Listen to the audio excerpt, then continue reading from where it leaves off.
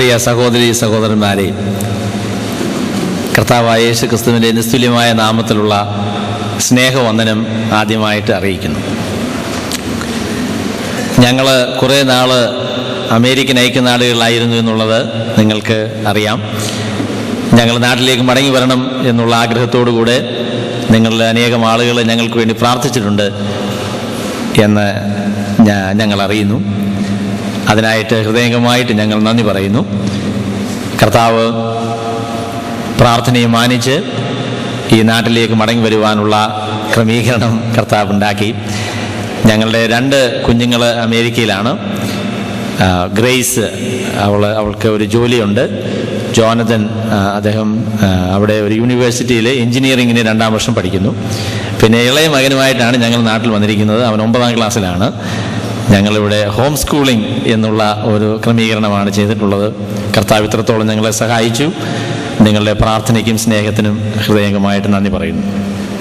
ഇന്നത്തെ നമ്മളുടെ വിഷയം എന്ന് പറയുന്നത് ഞാൻ എന്തുകൊണ്ട് ഒരു പെന്തിക്കോസ്തുകാരനല്ല എന്നുള്ള വിഷയമാണ്. ഒരുപക്ഷെ അത് സംസാരിക്കാനായിട്ടുള്ള പ്രാഗൽഭ്യം എൻ്റെ പശ്ചാത്തലം എനിക്ക് തരുന്നു എന്ന് ഞാൻ ആശിക്കുകയാണ്. ഏകദേശം 25 വർഷം പെന്തക്കോസ്ത് പ്രസ്ഥാനത്തിൻ്റെ ഭാഗമായിട്ട് ഇരിക്കുവാൻ എനിക്ക് ഇടയായി തീർന്നു.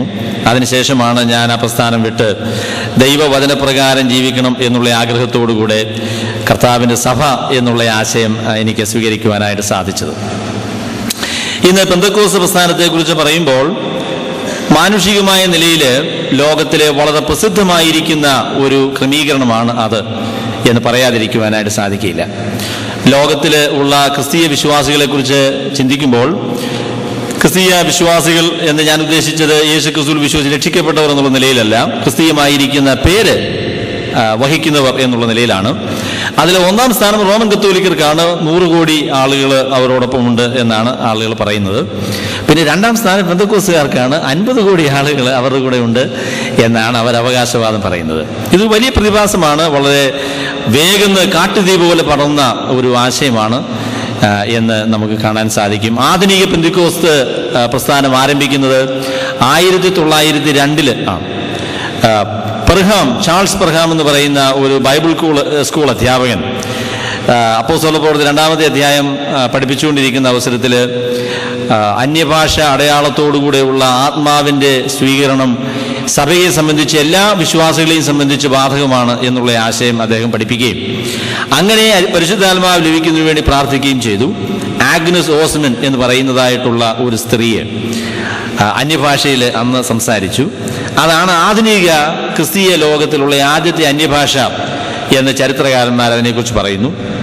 പിന്നീട് അത് ഒരു കാട്ടുതീ പോലെ ലോകത്തിൻ്റെ പലയിടങ്ങളിലേക്കും പടർന്ന് കയറി. എന്നാൽ പ്രിയമുള്ളവരെ, നമ്മളുടെ വിശ്വാസത്തിൻ്റെ അടിസ്ഥാനം അല്ലെങ്കിൽ നമ്മളുടെ ധൈര്യം എന്ന് പറയുന്നത് അംഗസംഖ്യയിലോ പിന്നെ മറ്റ് മാനുഷികമായ നിലയിലുള്ള വിജയങ്ങളിലോ അല്ല. നമ്മളുടെ അടിസ്ഥാനം ദൈവത്തിൻ്റെ വചനം തന്നെയാണ്. ദൈവവചനമായിരിക്കുന്ന വിശുദ്ധ ബൈബിളിൻ്റെ അടിസ്ഥാനത്തിൽ നമ്മുടെ വിശ്വാസങ്ങളെ സ്ഥാപിക്കുവാൻ നമുക്ക് സാധിക്കുന്നില്ല എങ്കിൽ നമ്മുടെ വിശ്വാസത്തെക്കുറിച്ച് പ്രശംസിക്കുവാൻ നമുക്ക് കഴിയുന്നതല്ല. ദൈവത്തിൻ്റെ വചനപ്രകാരം നമ്മുടെ വിശ്വാസമായിരിക്കുന്നു എന്നുള്ള ഉറപ്പാണ് നമ്മുടെ ജീവിതത്തിൻ്റെ ധൈര്യം, നമ്മുടെ ആശയങ്ങളുടെ ധൈര്യം എന്ന് പറയുന്നത്. അതാണ് പെന്തക്കോസ്ത് പ്രസ്ഥാനത്തെക്കുറിച്ച് പൊതുവായിട്ട് പറയുമ്പോൾ ആ നിലയിൽ ദൈവത്തിൻ്റെ വചനത്തെ പഠിച്ച് അതിന് പ്രകാരം വിശ്വാസമായിരിക്കുന്നു എന്നുള്ള ഉറപ്പ് മറ്റുള്ളവർക്ക് കൊടുക്കണം എന്നുള്ള നിർബന്ധം അവർക്ക് ഇല്ല. ഞാൻ അനേക കാത്തിരിപ്പ് യോഗങ്ങളിലൊക്കെ സംബന്ധിച്ചിട്ടുള്ള ഒരു അനുഭവം എനിക്കുണ്ട്. എന്നാൽ അങ്ങനെയുള്ള യോഗങ്ങളിലൊന്നും പരിശുദ്ധാത്മാഭിഷേകത്തെക്കുറിച്ച് ദൈവത്തിൻ്റെ വചനം എന്താണ് പറയുന്നത് എന്നുള്ള ക്ലാസ് ആദ്യത്തെ 1 മണിക്കൂർ, അതിനുശേഷം നമുക്ക് പ്രാർത്ഥന എന്നുള്ള രീതിയിലുള്ള ക്രമീകരണം ഞാൻ എങ്ങും കണ്ടിട്ടില്ല. പരിശുദ്ധാത്മാവിനെ കുറിച്ചുള്ള ഉപദേശം എന്തു തന്നെ ആയിരുന്നാലും നമ്മുടെ ഉപദേശം ഇതാണ്: കാത്തിരുന്നാൽ നിങ്ങൾക്ക് കിട്ടും എന്നുള്ള രീതിയിലുള്ള അനുഭവത്തിൽ അടിസ്ഥാനപ്പെടുന്ന ഒരു വേദശാസ്ത്രമാണ് പെന്തക്കോസ്തുകാർക്കുള്ളത്. അത് സ്വീകാര്യമല്ല എന്നാണ് ആ സ്നേഹിതന്മാരോട് നമുക്ക് പറയാനായിട്ടുള്ളത്. കർത്താവിനെ സ്നേഹിക്കുന്ന അനേകം ആളുകളുടെ മധ്യത്തിലുണ്ട് എന്ന് ഞാൻ അറിയുന്നു. അവരോട് എനിക്ക് പറയാനുള്ളത് ദൈവത്തിൻ്റെ വചനത്തിലേക്കുള്ളൊരു മടങ്ങി വരവ്, ദൈവവചനത്തിൻ്റെ അടിസ്ഥാനത്തിൽ ഉപദേശങ്ങളെ പരിശോധിക്കുവാനുള്ള ധൈര്യം, അത് നമുക്കെല്ലാവർക്കും എല്ലായ്പ്പോഴും ഉണ്ടായിരിക്കണം എന്നുള്ള കാര്യമാണ്. എനിക്ക് പെന്തക്കോസ്ത് പ്രസ്ഥാനത്തെ കുറിച്ച് പറയുമ്പോൾ ഒന്നാമത് അവരെക്കുറിച്ചുള്ള പരാതി എന്ന് പറയുന്നത്, അവരെ രക്ഷയെക്കുറിച്ച് പറയുന്നതായിട്ടുള്ള ആശയം മനുഷ്യ കേന്ദ്രീകൃതമായിരിക്കുന്ന ഒരു ക്രമീകരണമാണ്. അവരെ രക്ഷയെക്കുറിച്ച് പറയുന്ന കാര്യമെന്ന് പറയുന്നത് മനുഷ്യനെ കേന്ദ്രീകരിച്ചുകൊണ്ടുള്ള ഒരു വേദശാസ്ത്രമാണ് രക്ഷയെ സംബന്ധിച്ച് അവർക്ക് പറയാനായിട്ടുള്ളത്. ഞാൻ പെന്തക്കോസ്ത് പ്രസ്ഥാനത്തിൽ ഒരുപാട് നാൾ ഉണ്ടായിരുന്നു എന്നുള്ള കാര്യം ഞാൻ നിങ്ങളോട് പറഞ്ഞല്ലോ. എന്നാൽ ഞാൻ രക്ഷിക്കപ്പെട്ടയാളാണ് എന്ന് ധൈര്യമായി പറയുവാനുള്ള ആ ഒരു ഉറപ്പ് പെന്തക്കോസ്തുകാരനായിരുന്ന കാലത്ത് എനിക്കുണ്ടായിരുന്നില്ല. രക്ഷിക്കപ്പെട്ടതാണോ എന്ന് ചോദിച്ചാൽ ഞാൻ അത് എന്ന് പറയും. എന്നാൽ സ്വർഗത്തിൽ പോകുമോ എന്ന് ചോദിച്ചാൽ അങ്ങനെ സ്വർഗത്തിൽ പോകുമെന്ന് പറയാനുള്ള ധൈര്യം എനിക്ക് ഉണ്ടായിരുന്നില്ല. അതിന് കാരണം, രക്ഷിക്കപ്പെടുക എന്ന് പറയുന്നത് ഒരുപക്ഷെ ദൈവത്തിന്റെ ദാനമാണ് എന്നങ്ങ് സ്വീകരിച്ചു കൊടുത്താലും രക്ഷയിൽ നിലനിൽക്കുക എന്ന് പറയുന്നത് നമ്മളുടെ വിശ്വസ്തതയുടെ അടിസ്ഥാനത്തിലാണ്, ദൈവസന്നിധിയിലുള്ള നമ്മളുടെ വിശ്വസ്തതയുടെ അടിസ്ഥാനത്തിലാണ് എന്ന് വിശ്വസിക്കുന്നത് കൊണ്ട് രക്ഷിക്കപ്പെട്ടതാണ് ഇന്ന്, എന്നാൽ നാളെ രക്ഷിക്കപ്പെട്ടതാണ് എന്നെങ്ങനെ പറയാനായിട്ട് സാധിക്കും? നാളെ നമ്മളുടെ വിശ്വാസം കൈവിട്ടു പോവുകയോ അല്ലെങ്കിൽ ജീവിതത്തിൽ എന്തെങ്കിലും പാകപ്പിഴകൾ വരികയോ ഭാര്യയോട് കോപിക്കുകയോ, ഭാര്യയോട് കോപിച്ച രക്ഷ പോകുമെന്ന് പെന്തക്കോസ്തുകാർ പറയലെന്ന് തോന്നുന്നു. അത് നന്നായി. അല്ലെങ്കിൽ രാവിലെ എല്ലാവരുടെയും രക്ഷ പലപ്പോഴും രാവിലെയും വൈകിട്ടും ഒക്കെ പോകാനായിട്ടുള്ള സാധ്യത ഉണ്ട്. ഏതായാലും ശരി, പാപം ജീവിതത്തിൽ വന്നു കഴിയുമ്പോൾ രക്ഷ നഷ്ടപ്പെട്ടു പോകും. പിന്നെ നാളത്തെ സ്ഥിതിയെക്കുറിച്ച് നമുക്കെന്ത് പറയാനാണ്? ഇന്ന് ഞാൻ രക്ഷിക്കപ്പെട്ടതാണ്, പക്ഷെ നാളെ രക്ഷിക്കപ്പെട്ടതാണോ എന്ന് പറയാനായിട്ട് സാധിക്കുകയില്ല എന്ന് പറയുന്ന ഒരാശയമാണ് അവർക്ക് ഉള്ളത്. അപ്പം അതുകൊണ്ട് രക്ഷയുടെ ഉറപ്പ് എന്ന് പറയുന്ന കാര്യത്തിൽ അങ്ങനെ ഉറപ്പ് അവർക്കില്ല. ഞങ്ങളുടെ ഉൾപ്പെട്ടു നിന്നതായിട്ടുള്ള സമൂഹത്തിൻ്റെ ചിന്ത ഞാനിപ്പോൾ തിരിഞ്ഞു നോക്കുമ്പോൾ, രക്ഷിക്കപ്പെട്ടു എന്ന് പറയുന്ന കാര്യം അങ്ങനെ വലിയ കാര്യമായി പറയുന്നത് ഒരു ക്ഷീണമായിട്ടാണ് ഞങ്ങൾ അതിനെക്കുറിച്ച് പൊതുവെ വിചാരിച്ചിരുന്നത്. രക്ഷിക്കപ്പെട്ടു എന്നുള്ള കാര്യമല്ല പറയേണ്ടത്. ഇന്ന് നമ്മൾ കർത്താവിന് വേണ്ടി എന്ത് ചെയ്യുന്നു, ഇന്ന് നമ്മൾ എങ്ങനെ വിശുദ്ധ ജീവിതം നയിക്കുന്നു, ദൈവത്തിന്റെ പരിശുദ്ധാത്മാവിനാൽ നിറഞ്ഞ് നമ്മൾ എങ്ങനെയാണ് ഇന്നായിരിക്കുന്നത് എന്നുള്ള കാര്യമാണ് പ്രാധാന്യമുള്ള കാര്യം. അല്ലാതെ രക്ഷിക്കപ്പെട്ടു എന്ന് പറയുന്ന കാര്യമല്ല എന്ന ഒരു ചിന്തയാണ് പൊതുവെ പെന്തക്കോസ്ത് സമൂഹത്തിലുള്ളത്. എന്നാൽ ദൈവമക്കളെ, ഞാൻ നിങ്ങളോട് പറയട്ടെ, അത് ബൈബിളിന്റെ ആശയമല്ല. രക്ഷിക്കപ്പെടുക എന്ന് പറയുന്ന കാര്യം സ്വർഗത്തിലെ ദൈവത്തിന്റെ പരിപാടിയിൽ അത് നിത്യമായി പ്രാധാന്യമുള്ള ക്രമീകരണമാണ്. അതിനുവേണ്ടി അല്ലയോ സ്വർഗത്തിലെ ദൈവം തൻ്റെ പുത്രനായ യേശുക്രിസ്തുവിനെ ഈ ലോകത്തിലേക്ക് അയച്ചത്? കർത്താവ് ഈ ലോകത്തിൽ ജനിക്കാനായിട്ട് അങ്ങനെ അതിനുള്ള ക്രമീകരണങ്ങൾ ചെയ്യുമ്പോൾ ഒരു ദൂതൻ യോസേഫിന് പ്രത്യക്ഷനായിട്ട് ഇങ്ങനെ പറഞ്ഞു, അവൻ തന്റെ ജനത്തെ അവരുടെ പാപങ്ങളിൽ നിന്ന് രക്ഷിപ്പാനിരിക്കൊണ്ട് നീ അവനെ യേശു എന്ന് പേരിടണം എന്ന് പറഞ്ഞു. ദൈവത്തിന്റെ ജനത്തെ അല്ലെങ്കിൽ തൻ്റെ ജനത്തെ അവരുടെ പാപങ്ങളിൽ നിന്ന് രക്ഷിപ്പാനായിട്ടാണ് കർത്താവായ യേശുക്രിസ്തു ഈ ലോകത്തിലേക്ക് വന്നത്. യേശുക്രിസ്തുവിന്റെ വരവിന്റെ ലക്ഷ്യമെന്ന് പറയുന്നത് പാപത്തിന്റെ ശിക്ഷയിൽ നിന്ന് തൻ്റെ ജനത്തെ വിടുവിച്ച് നിത്യമായിരിക്കുന്ന രക്ഷ അവർക്ക് കൊടുക്കുക എന്നുള്ള ഉദ്ദേശത്തോടു കൂടെയാണ് കർത്താവായ യേശുക്രിസ്തു ഈ ലോകത്തിലേക്ക് വന്നത്. രക്ഷയെക്കുറിച്ച് പറയുമ്പോൾ മനുഷ്യന്റെ പ്രവൃത്തികൾ കൊണ്ടല്ല അവൻ രക്ഷപ്പെടുന്നത്, ദൈവത്തിന്റെ ദാനമാണ്. ആ കാര്യം ബൈബിളില് എത്ര പ്രാധാന്യത്തോടു കൂടെയാണ് പറഞ്ഞിരിക്കുന്നത്. മനുഷ്യൻ രക്ഷപ്പെടുന്നത് അവന്റെ പ്രവൃത്തികൾ കൊണ്ടല്ല, പിന്നെയോ ദൈവത്തിന്റെ ദാനമായിട്ടാണ് മനുഷ്യൻ രക്ഷപ്പെടുന്നത്. അവന്റെ ശിക്ഷകൾ നീങ്ങിപ്പോയി എന്നുള്ള ഉറപ്പ് യേശുക്രിസ്തുവിന്റെ പേരിൽ അവന് പ്രാപിക്കാനായിട്ട് സാധിക്കും. ബൈബിളിന്റെ രക്ഷയെക്കുറിച്ചുള്ള വേദശാസ്ത്രം എന്ന് പറയുന്നത് നാം ഇനിയും പ്രവർത്തിച്ച് രക്ഷപ്പെടണം എന്നുള്ളതല്ല, പിന്നെയോ രക്ഷയ്ക്ക് ആവശ്യമായിരിക്കുന്ന കാര്യങ്ങളെല്ലാം ദൈവപുത്രനായ യേശുക്രിസ്തു തൻ്റെ ഏക ബലിയാൽ കാൽവരിയിലെ ക്രൂശിൽ നമുക്ക് വേണ്ടി ചെയ്തു തീർത്ത് പാപത്തിന്റെ ശിക്ഷയ്ക്ക് പൂർണ്ണമായ പരിഹാരം വരുത്തിയിരിക്കുന്നു. അവനെ മരിച്ചവിടയിൽ നിന്ന് പിതാവായ ദൈവം ഉയർത്തെഴുന്നേൽപ്പിച്ചിരിക്കുന്നത് കൊണ്ട് യേശുക്രിസ്തുവിൽ വിശ്വസിക്കുന്നവന് സൗജന്യമായിട്ട് രക്ഷ കിട്ടുന്നു എന്നുള്ള കാര്യമാണ് ദൈവവചനമായിരിക്കുന്ന ബൈബിൾ പറയുന്നത്. അവനെക്കുറിച്ച് അപ്പോസ്തലനായ യോഹന്നാൻ പറയുന്നത്, കർത്താവായ യേശുക്രിസ്തുവിൽ വിശ്വസിക്കുന്ന ഒരാള് മരണത്തിൽ നിന്ന് ജീവനിലേക്ക് കടന്നിരിക്കുന്നു എന്നാണ്. മരണത്തിൽ നിന്ന് ജീവനിലേക്ക് കടന്നിരിക്കുന്നു. രണ്ട് സ്ഥലങ്ങളെ തമ്മിൽ ബന്ധിപ്പിക്കുന്നതായിട്ടൊരു പാലത്തിലൂടെ ഒരു സ്ഥലത്ത് നിന്ന് മറ്റൊരു സ്ഥലത്തേക്ക് കടക്കുന്നത് പോലെയാണ് അപ്പോസ്തലനായ യോഹന്നാൻ അതിനെക്കുറിച്ച് പറയുന്നത്. മരണം എന്ന് പറയുന്നതായിട്ടുള്ള ആ മേഖലയിൽ നിന്ന് യേശുക്രിസ്തുവാകുന്ന ആ പാലത്തിലൂടെ അവൻ കടന്ന് ജീവനിലേക്ക് കടന്നിരിക്കുകയാണ്. പാപത്തിന്റെയും മരണത്തിന്റെയും പ്രമാണത്തിൽ നിന്ന് കർത്താവായ യേശുക്രിസ്തു മുഖാന്തരം നമുക്ക് വിടുതലുണ്ട്, ജയമുണ്ട് എന്നുള്ള കാര്യം ധൈര്യമായിട്ട് നമുക്ക് പറയാനായിട്ട് സാധിക്കും. അതുകൊണ്ട് പെന്തക്കോസ്ത് വേദശാസ്ത്രത്തിൽ രക്ഷയെക്കുറിച്ചുള്ള അവരുടെ ആശയം വളരെ ബലഹീനമാണ്. രക്ഷിക്കപ്പെടുക എന്നുള്ള ആശയം വളരെ ബലഹീനമാണ്. കഴിഞ്ഞ ദിവസം ഞാനതിനെക്കുറിച്ച് ഞങ്ങളുടെ ഒരു പ്രിയ അപ്പച്ചനുമായിട്ട് സംസാരിച്ചപ്പോൾ പറഞ്ഞു, പെന്തക്കോസ്ത് സമൂഹങ്ങളിൽ ആത്മീയമായിട്ട് താല്പര്യമുള്ള ആരെയെങ്കിലും അവർ കണ്ടാൽ നീ രക്ഷിക്കപ്പെടുന്നു യേശുക്രിസ്തുവിൽ വിശ്വസിക്കുന്നുവോ എന്നുള്ള ചോദ്യം, നീ സ്നാനപ്പെടാൻ തയ്യാറാണോ എന്നുള്ളതാണ് ഏറ്റവും പ്രധാനപ്പെട്ട ചോദ്യം. കാരണം നമ്മളുടെ സംഘടനയിൽ ആൾ ചേർക്കാനുള്ള ഏറ്റവും നല്ല മാർഗം എന്ന് പറയുന്നത് സ്നാനപ്പെടുക എന്നുള്ളതാണ്. സ്നാനപ്പെടുക എന്നുള്ളത് പ്രാധാന്യമില്ലാത്ത കാര്യം എന്നുള്ള നിലയിലല്ല ഞാൻ പറയുന്നത്. എന്നാൽ രക്ഷിക്കപ്പെടാത്ത ഒരുത്തിനെ സ്നാനപ്പെടുത്താനായിട്ട് പെന്തക്കോസ്തുകാരനും അനുവാദമില്ല. രക്ഷിക്കപ്പെടാത്തവരെ സ്നാനപ്പെടുത്തുവാൻ ലോകത്തിൽ ആർക്കും അനുവാദമില്ല. എന്നാൽ രക്ഷിക്കപ്പെട്ടോ ഇല്ലയോ എന്നുള്ളതല്ല പ്രധാനപ്പെട്ട ചോദ്യം എന്ന് പറയുന്നത്. സ്നാനപ്പെട്ട് പിന്നെ ആത്മാവിനെയൊക്കെ പ്രാപിച്ച് നീ അങ്ങ് സഭയിൽ ചേരണം എന്നുള്ള നിർബന്ധമാണ് പലപ്പോഴും ആ സമൂഹത്തിൽ കാണാനായിട്ട് സാധിച്ചിട്ടുള്ളത്. അതുകൊണ്ട് എൻ്റെ പ്രിയമുള്ളവരെ, എനിക്ക് പറയാനുള്ളത്, രക്ഷ എന്ന് പറയുന്നതായിട്ടുള്ള കർത്താവായ യേശുക്രിസ്തു തൻ്റെ കാൽവരിയിലെ ക്രൂശിലൂടെ സമ്പാദിച്ചിരിക്കുന്നതായിട്ടുള്ള ആ രക്ഷ, അതിൻ്റെ സന്ദേശം, അതിൻ്റെ സുവിശേഷം എന്ന് പറയുന്നത് ദൈവവചനത്തിൻ്റെ കേന്ദ്രമായിരിക്കുന്ന, ദൈവവചനമായിരിക്കുന്ന വിശുദ്ധ ബൈബിളിൻ്റെ അതിപ്രധാനമായിരിക്കുന്ന സന്ദേശമാണ്. അതുകൊണ്ട് അപ്പോസ്തലനായ പൗലോസിനോട് ചേർന്ന് നമുക്കും പറയണം, ഞങ്ങളോ ക്രൂശിക്കപ്പെട്ട ക്രിസ്തുവിനെ പ്രസംഗിക്കുന്നു. യഹൂദന്മാർ അടയാളം അന്വേഷിക്കുന്നു, യവനന്മാർ ജ്ഞാനം അന്വേഷിക്കുന്നു. ഞങ്ങളോ ക്രൂശിക്കപ്പെട്ട ക്രിസ്തുവിനെ പ്രസംഗിക്കുന്നു.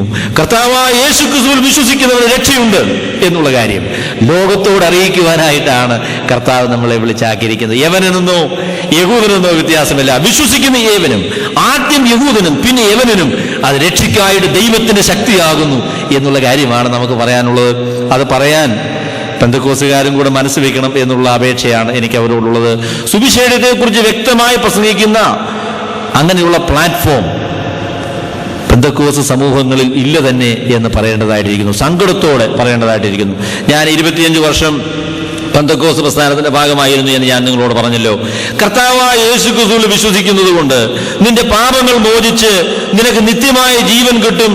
അതിന്റെ പേര്, യേശുക്രിസ്തുവിന്റെ പേരിൽ ദൈവം നിന്റെ പാപങ്ങളെ ക്ഷമിച്ച് നിന്നെ ദൈവമകനായി സ്വീകരിക്കും, നിന്റെ നിത്യത ദൈവം ഉറപ്പാക്കും എന്ന് പറയുന്നതായിട്ടുള്ള ഒരു സന്ദേശം എനിക്ക് കേൾക്കാനായിട്ട് സാധിച്ചിട്ടില്ല. ആ കാലങ്ങളിലൊക്കെ രക്ഷിക്കപ്പെട്ടതാണ് എന്നൊരു തോന്നൽ എൻ്റെ ഹൃദയത്തിൽ ഉണ്ടായിരുന്നു. ഒരുപക്ഷെ ആ കാലത്ത് രക്ഷിക്കപ്പെട്ട ഒരാളാണ് ഞാൻ എന്ന് ഞാൻ വിശ്വസിക്കുന്നു. ദൈവത്തിൻ്റെ കാരുണ്യത്തിനായിട്ട് ദൈവത്തിന് നന്ദി പറയുന്നു. എന്നാൽ രക്ഷയുടെ സന്തോഷം, രക്ഷിക്കപ്പെട്ടു എന്നുള്ള ഉറപ്പ്, കർത്താവിൻ്റെ പാപങ്ങളെ ഏറ്റെടുത്ത് അതിന് പരിഹാരം വരുത്തിയിരിക്കുന്നു എന്നുള്ള ധൈര്യം ഒരിക്കലും എൻ്റെ ജീവിതത്തിൽ ആ കാലഘട്ടത്തിൽ ഉണ്ടായിരുന്നില്ല. എൻ്റെ സഹോദരനും ഈ കാര്യത്തിൽ എന്നെപ്പോലെ തന്നെ പെന്തക്കോസ്ത് പ്രസ്ഥാനം വിട്ട ഒരാളാണ്.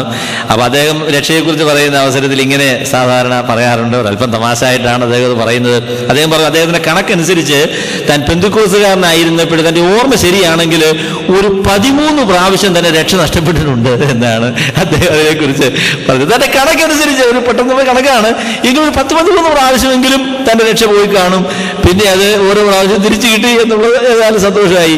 പിന്നെ അദ്ദേഹം പറയുന്നൊരു കാര്യം എന്ന് പറയുന്നത്, കർത്താവ് ഈ ഓരോ പ്രാവശ്യം രക്ഷ പോയപ്പോൾ പേര് മായിക്കുന്ന ഒരു രീതിയാണെങ്കിൽ തൻ്റെ പേരെഴുതിയിരിക്കുന്ന ആ സ്ഥലം മിക്കവാറും കീറിപ്പോയി കാണുമെന്ന് പറയും. കാര്യം ഓരോ പ്രാവശ്യം ഇങ്ങനെ ഉരച്ച് കളയും, പിന്നെ മിക്കവാറും കീറി കാണും എന്ന് അദ്ദേഹം സാധാരണഗതിയിൽ അതിനെക്കുറിച്ച് പറയാറുണ്ട്.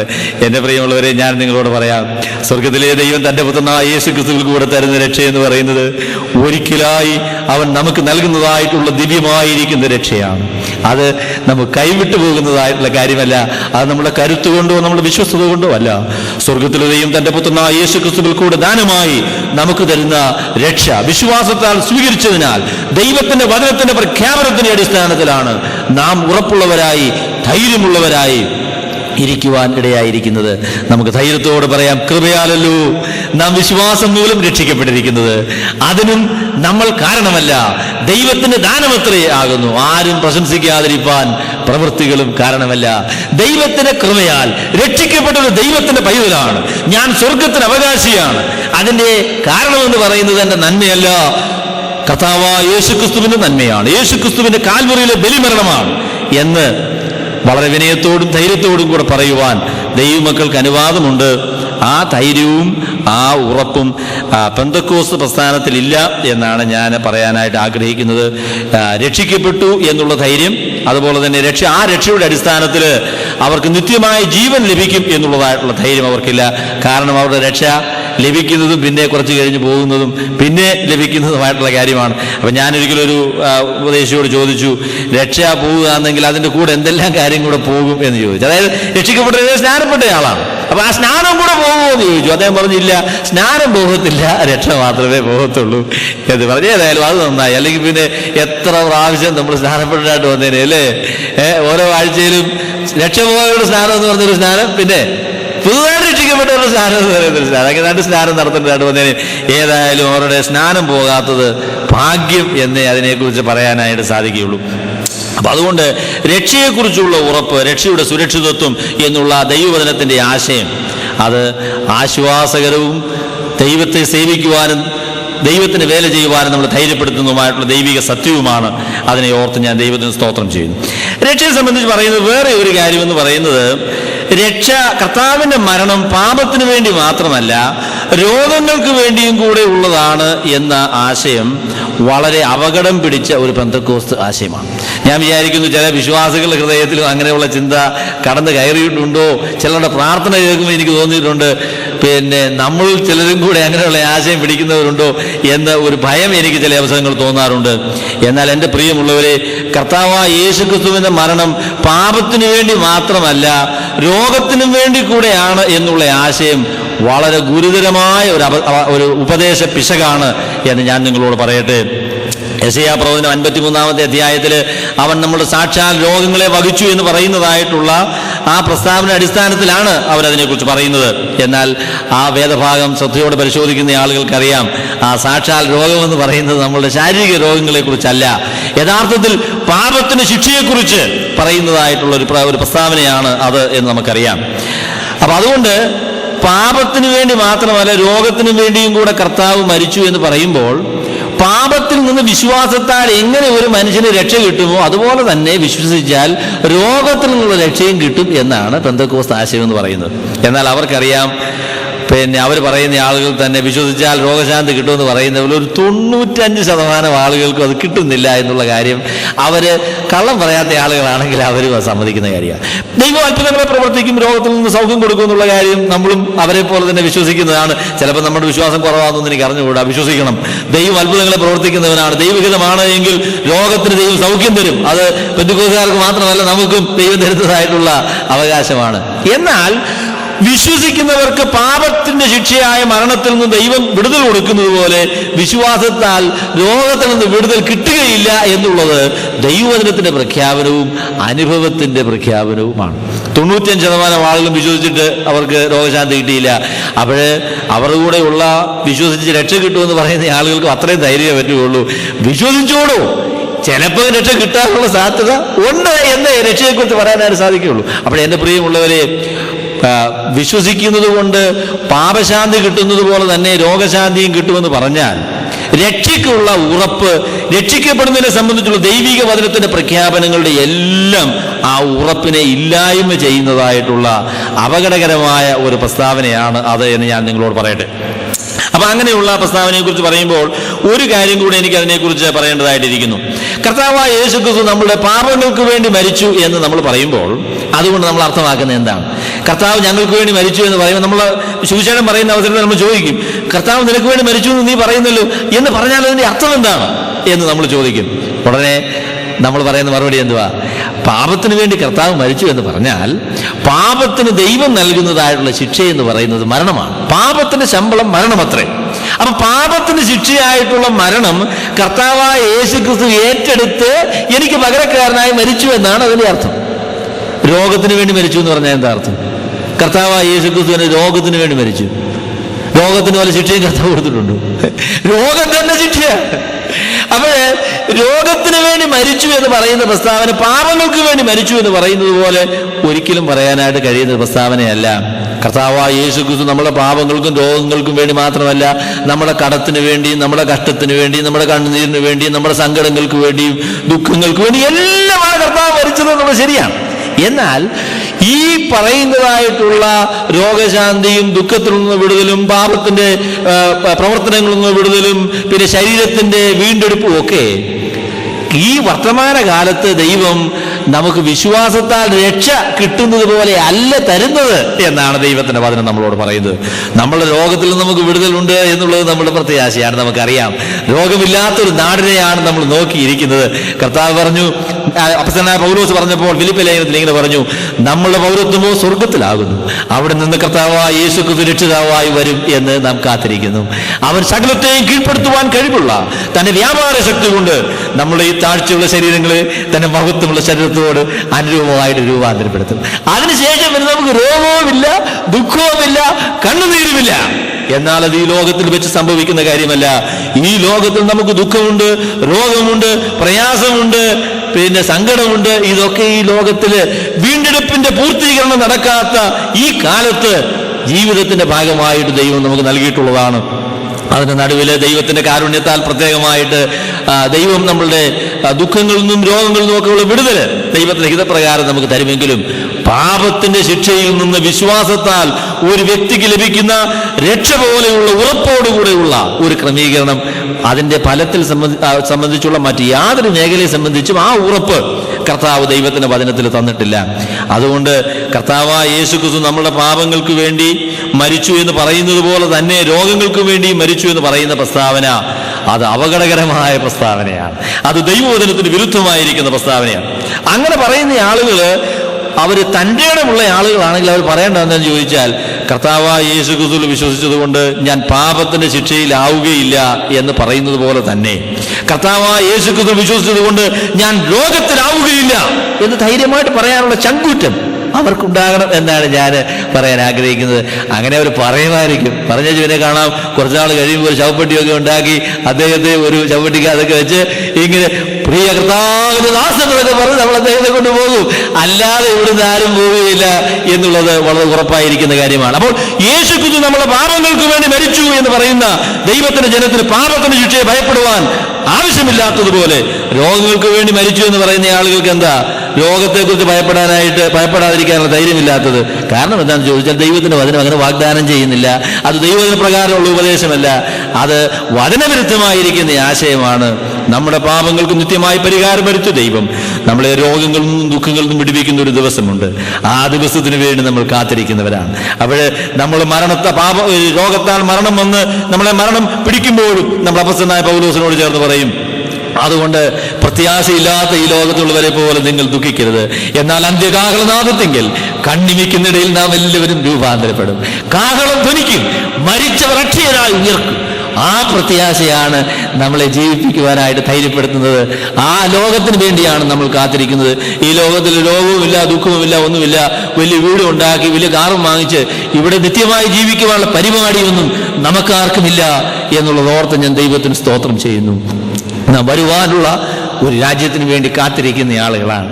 നാം കർത്താവിന്റെ വരവിനെ നോക്കി പാർക്കുന്ന അപ്പോസ്തലനായ പൗലോസ് പറയുന്നത് പോലെ അവന്റെ പ്രത്യക്ഷതയിൽ പ്രിയം വെച്ചിരിക്കുന്ന ആളുകളാണ് എന്നുള്ളത് ഓർത്ത് ഞാൻ ദൈവത്തിന് സ്തോത്രം ചെയ്യുന്നു. പ്രിയമുള്ളവരെ, അതുകൊണ്ട് നമ്മളുടെ പ്രത്യാശയെക്കുറിച്ചും രക്ഷയുടെ ധൈര്യത്തെക്കുറിച്ചും ദൈവത്തിന്റെ വചനപ്രകാരം നമുക്ക് ഏറ്റവും ധൈര്യപ്പെടുവാനായിട്ട് അവകാശമുണ്ട്. എന്നാൽ അങ്ങനെ ഉള്ള ഒരു ഉപദേശ സംഹിതയല്ല പെന്തക്കോസ്ത് പ്രസ്ഥാനത്തിനുള്ളത് എന്നുള്ളത് സങ്കടത്തോടെ ഞാൻ പറയട്ടെ. അവർക്ക് ആ ധൈര്യമില്ല. അവരിന്ന് വർത്തമാനകാലത്ത് അതിനെക്കുറിച്ചുള്ള വേറെ ഒരു സെഷന് ഒരു പ്രിയ സ്നേഹിതനെ ഇവിടെ അവതരിപ്പിക്കുന്നുണ്ട്. ഇന്നത്തെ അവരുടെ സുവിശേഷം എന്ന് പറയുന്നത് ഹെൽത്ത്, വെൽത്ത് ആൻഡ് പവർ, ശാരീരികമായ സൗഖ്യം, പിന്നെ മാനസികമായ രീതിയിലുള്ള സാമ്പത്തികമായിരിക്കുന്ന സുരക്ഷിതത്വം, പിന്നീട് മറ്റുള്ള ക്രമീകരണം, അങ്ങനെയൊക്കെയുള്ള ക്രമീകരണത്തിലേക്ക് ഇന്നത്തെ ആധുനിക പെന്തക്കോസ്ത് പ്രസ്ഥാനം ആകെ അതപ്പതിച്ചിരിക്കുകയാണ്. എന്നാൽ നമുക്കിതിന്റെ നടുവിൽ ക്രൂശിക്കപ്പെട്ട ക്രിസ്തുവിനെ കുറിച്ച്, മനുഷ്യന്റെ ജീവനെ നരകത്തിന്റെ ശിക്ഷയിൽ നിന്ന് രക്ഷിക്കുന്ന ദൈവത്തിന്റെ സുവിശേഷത്തെ കുറിച്ച് നമുക്ക് ധൈര്യത്തോടെ പറയാൻ ആവശ്യമായിരിക്കുന്നു. അങ്ങനെ പ്രസംഗിക്കുന്ന പ്രസംഗങ്ങളും ആളുകളും വളരെ കുറവാണ് കേട്ടോ. അതുകൊണ്ട് സുവിശേഷം പറയാനായിട്ട് ലജ്ജിക്കരുത്. അപ്പോസ്തലനായ പൗലോസ് പറയുന്നത് പോലെ സുവിശേഷത്തെ കുറിച്ച് എനിക്ക് ലജ്ജയില്ല. വിശ്വസിക്കുന്ന ഏവനും, ആദ്യം യഹൂദനും പിന്നെ യവനനും, അത് രക്ഷയ്ക്കായിട്ട് ദൈവത്തിന്റെ ശക്തിയാകുന്നുവല്ലോ എന്ന് നമുക്ക് ധൈര്യമായിട്ട് പറയാനായിട്ട് സാധിക്കും. ഈ വിഷയത്തെക്കുറിച്ച് നമുക്ക് വളരെ സംസാരിക്കാനുണ്ട് എങ്കിലും ഞാൻ അതിൻ്റെ വിശദാംശങ്ങളിലേക്ക് കടക്കുന്നില്ല. രണ്ടാമത് പെന്തക്കോസ്തുകാരുടെ ഉപദേശത്തെക്കുറിച്ച് പറയുമ്പോൾ രണ്ടാമത് പറയാൻ ആഗ്രഹിക്കുന്നത് പരിശുദ്ധാത്മാവിനെ കുറിച്ചുള്ള അവരുടെ തെറ്റായ ഉപദേശമാണ്. പരിശുദ്ധാത്മാവിനെ കുറിച്ചുള്ള പെന്തക്കോസ്തുകാരുടെ തെറ്റായ ഉപദേശം, രക്ഷയെക്കുറിച്ചുള്ള തെറ്റായ ഉപദേശമാണ് ഞാൻ ഒന്നാമത് പറഞ്ഞത്. രണ്ടാമത് പരിശുദ്ധാത്മാവിനെ കുറിച്ചുള്ള തെറ്റായ ഉപദേശമാണ്.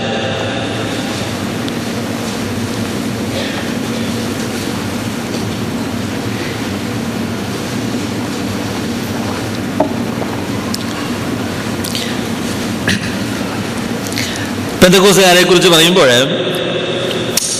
ഉപദേശങ്ങളുടെ ഒരു തെളിവ് ദൈവവചനത്തിന്റെ അടിസ്ഥാനത്തിൽ നൽകുക എന്നുള്ളത് അവരുടെ ഒന്നാമത്തെ ലക്ഷ്യമല്ല, ഏറ്റവും മുഖ്യമായ ലക്ഷ്യമല്ല എന്ന് പറയേണ്ടതായിട്ടിരിക്കുന്നു. അവരുടെ വേദശാസ്ത്രം എന്ന് പറയുന്നത് അനുഭവത്തിൽ അടിസ്ഥാനപ്പെട്ടതായിട്ടുള്ള വേദശാസ്ത്രമാണ്. അപ്പൊ അവർക്ക് എന്തെങ്കിലും ഒരു അനുഭവം ഉണ്ടായിക്കഴിഞ്ഞാൽ ആ അനുഭവത്തെ വിശദീകരിക്കാനായിട്ട് ബൈബിളിൽ എന്തെല്ലാം വാക്യങ്ങൾ ഉണ്ട് എന്ന് അന്വേഷിക്കുന്നതായിട്ടുള്ള ഒരു രീതിയാണ് സാധാരണഗതിയിൽ പെന്തക്കോസ്തുകാരുടെ ഉള്ളത്. KV സൈമൺ സാർ അതിനെക്കുറിച്ച് പറഞ്ഞ ഒരു കഥ നിങ്ങൾ കേട്ട് കാണും എന്ന് ഞാൻ വിചാരിക്കുന്നു. എങ്കിലും കേട്ടിട്ടില്ല എങ്കിൽ ഞാനത് പറയാം. അദ്ദേഹം അനുഭവത്തിന്റെ അടിസ്ഥാനത്തിൽ തീരുമാനമെടുക്കുന്നതിന്റെ പോഷത്വത്തെക്കുറിച്ച് പറയാനായിട്ട് അദ്ദേഹം പറഞ്ഞൊരു കഥയുണ്ട്. അദ്ദേഹം പറഞ്ഞു, ഒരു ലാടവൈദ്യന് ഒരിടത്ത് ഉണ്ടായിരുന്നു. അപ്പൊ അദ്ദേഹത്തിന്റെ അടുക്കൽ വരുന്ന ആളുകൾ ആര് തന്നെ ആയിരുന്നാലും അദ്ദേഹത്തിന് ഒരു മരുന്നാണ് എല്ലാ ആളുകൾക്കും കൊടുക്കാനുള്ളത്. ആ മരുന്ന് എന്താണെന്ന് ചോദിച്ചാൽ അദ്ദേഹം പറയും, 2 കടുക്ക എടുക്കുക, അരയ്ക്കുക, കുടിക്കുക. അതാണ് ഏത് രോഗത്തിനും എന്ത് പ്രശ്നമായാലും അദ്ദേഹത്തിന്റെ മരുന്ന് എന്ന് പറയുന്നത് 2 കടുക്ക എടുക്കുക, അരയ്ക്കുക, കുടിക്കുക എന്നുള്ളതാണ്. അപ്പൊ അങ്ങനെ ഇരിക്കുന്ന അവസരത്തിൽ ഒരാളിന് പശുവിനെ കാണാതെ പോയി. അപ്പൊ അതാണ് അദ്ദേഹത്തിന്റെ പ്രശ്നം. അതിനുവേണ്ടി അദ്ദേഹം ഈ ലാടവൈദ്യന്റെ അടുക്കൽ വന്നു. അദ്ദേഹം അതിന്റെ പശുവിനെ കാണാതെ പോയി. അതിനുവേണ്ടി ഞാൻ എന്താ ചെയ്യേണ്ടതെന്ന് ചോദിച്ചു. അദ്ദേഹം പറയാൻ എന്താണ്, 2 കടുക്ക എടുക്കുക, അരയ്ക്കുക, കുടിക്കുക, അതാണ് അതിന്റെ മരുന്ന് എന്ന് പറഞ്ഞു. അവിടെ അദ്ദേഹം രാവിലെ സമയത്താണ് ഈ പശുവിനെ അന്വേഷിച്ച് വരുന്നത്. അപ്പൊ വെറും വയറ്റിൽ ഇദ്ദേഹം 2 കടുക്ക അരച്ചങ്ങോട്ട് കുടിച്ചു. കുടിച്ചതിന് ശേഷം അദ്ദേഹം വീട്ടിലേക്ക് മടങ്ങി പോവുകയാണ്. മടങ്ങി പോകുമ്പോൾ വെറും വയറ്റിലാണ് കുടിച്ചതെന്നുള്ളതുകൊണ്ട് പെട്ടെന്ന് പ്രശ്നമായി. അപ്പൊ അതിന്റെ പ്രശ്നപരിഹാരത്തിനായിട്ട് അദ്ദേഹം ആദ്യത്തെ കാട്ടിലേക്ക് കയറി. എന്നിട്ട് 3ാമത്തെ പ്രാവശ്യം അദ്ദേഹം കാട്ടിൽ കയറുമ്പോൾ പശു അവിടെ നിൽക്കുന്നു. അവിടെ പശുവിനെ കിട്ടി. അവിടെ ഈ പശുവിനെ കിട്ടിയതും പിന്നെ ഈ കടുക്ക കുടിച്ചത് നമ്മളെ ബന്ധം എന്താണെന്ന് ചോദിച്ചാൽ അതിനുള്ള മറുപടി എന്ന് പറയുന്നത് അതെന്റെ അനുഭവമാണ് എന്നുള്ളതാണ് പറയുന്നത്. ആ അനുഭവത്തിന് നമ്മൾ എന്താ പറയാൻ പറ്റുക? പശുവിനെ കിട്ടിയില്ലേ ഏതായാലും. എന്നെ പ്രിയമുള്ളവരെ, അങ്ങനെയുള്ള ഒരു ക്രമീകരണം പെന്തക്കോസ്ത് രീതികളിൽ ഉണ്ട്. പലപ്പോഴും ഉപദേശത്തെക്കുറിച്ച് പറഞ്ഞു വരുമ്പോൾ അവർ പറയും, ഞാൻ നിങ്ങളോടൊന്നും ബാധിക്കാനൊന്നും പോകുന്നില്ല, അതെന്റെ അനുഭവമാണ്, അങ്ങനെയാണ് എൻ്റെ ജീവിതത്തിൽ സംഭവിച്ചത്. അപ്പൊ അതുകൊണ്ട് നമുക്കതിനെക്കുറിച്ച് പറയാനുള്ളത്, അനുഭവങ്ങളുടെ അടിസ്ഥാനത്തിൽ നമുക്ക് ഉപദേശത്തെ സ്ഥാപിക്കാനായിട്ട് സാധിക്കില്ല. ദൈവത്തിന്റെ വചനത്തിന്റെ അടിസ്ഥാനത്തിൽ അല്ലാതെയുള്ള എല്ലാ അനുഭവങ്ങളും ബാലിശമായിട്ടുള്ള അനുഭവമാണ്.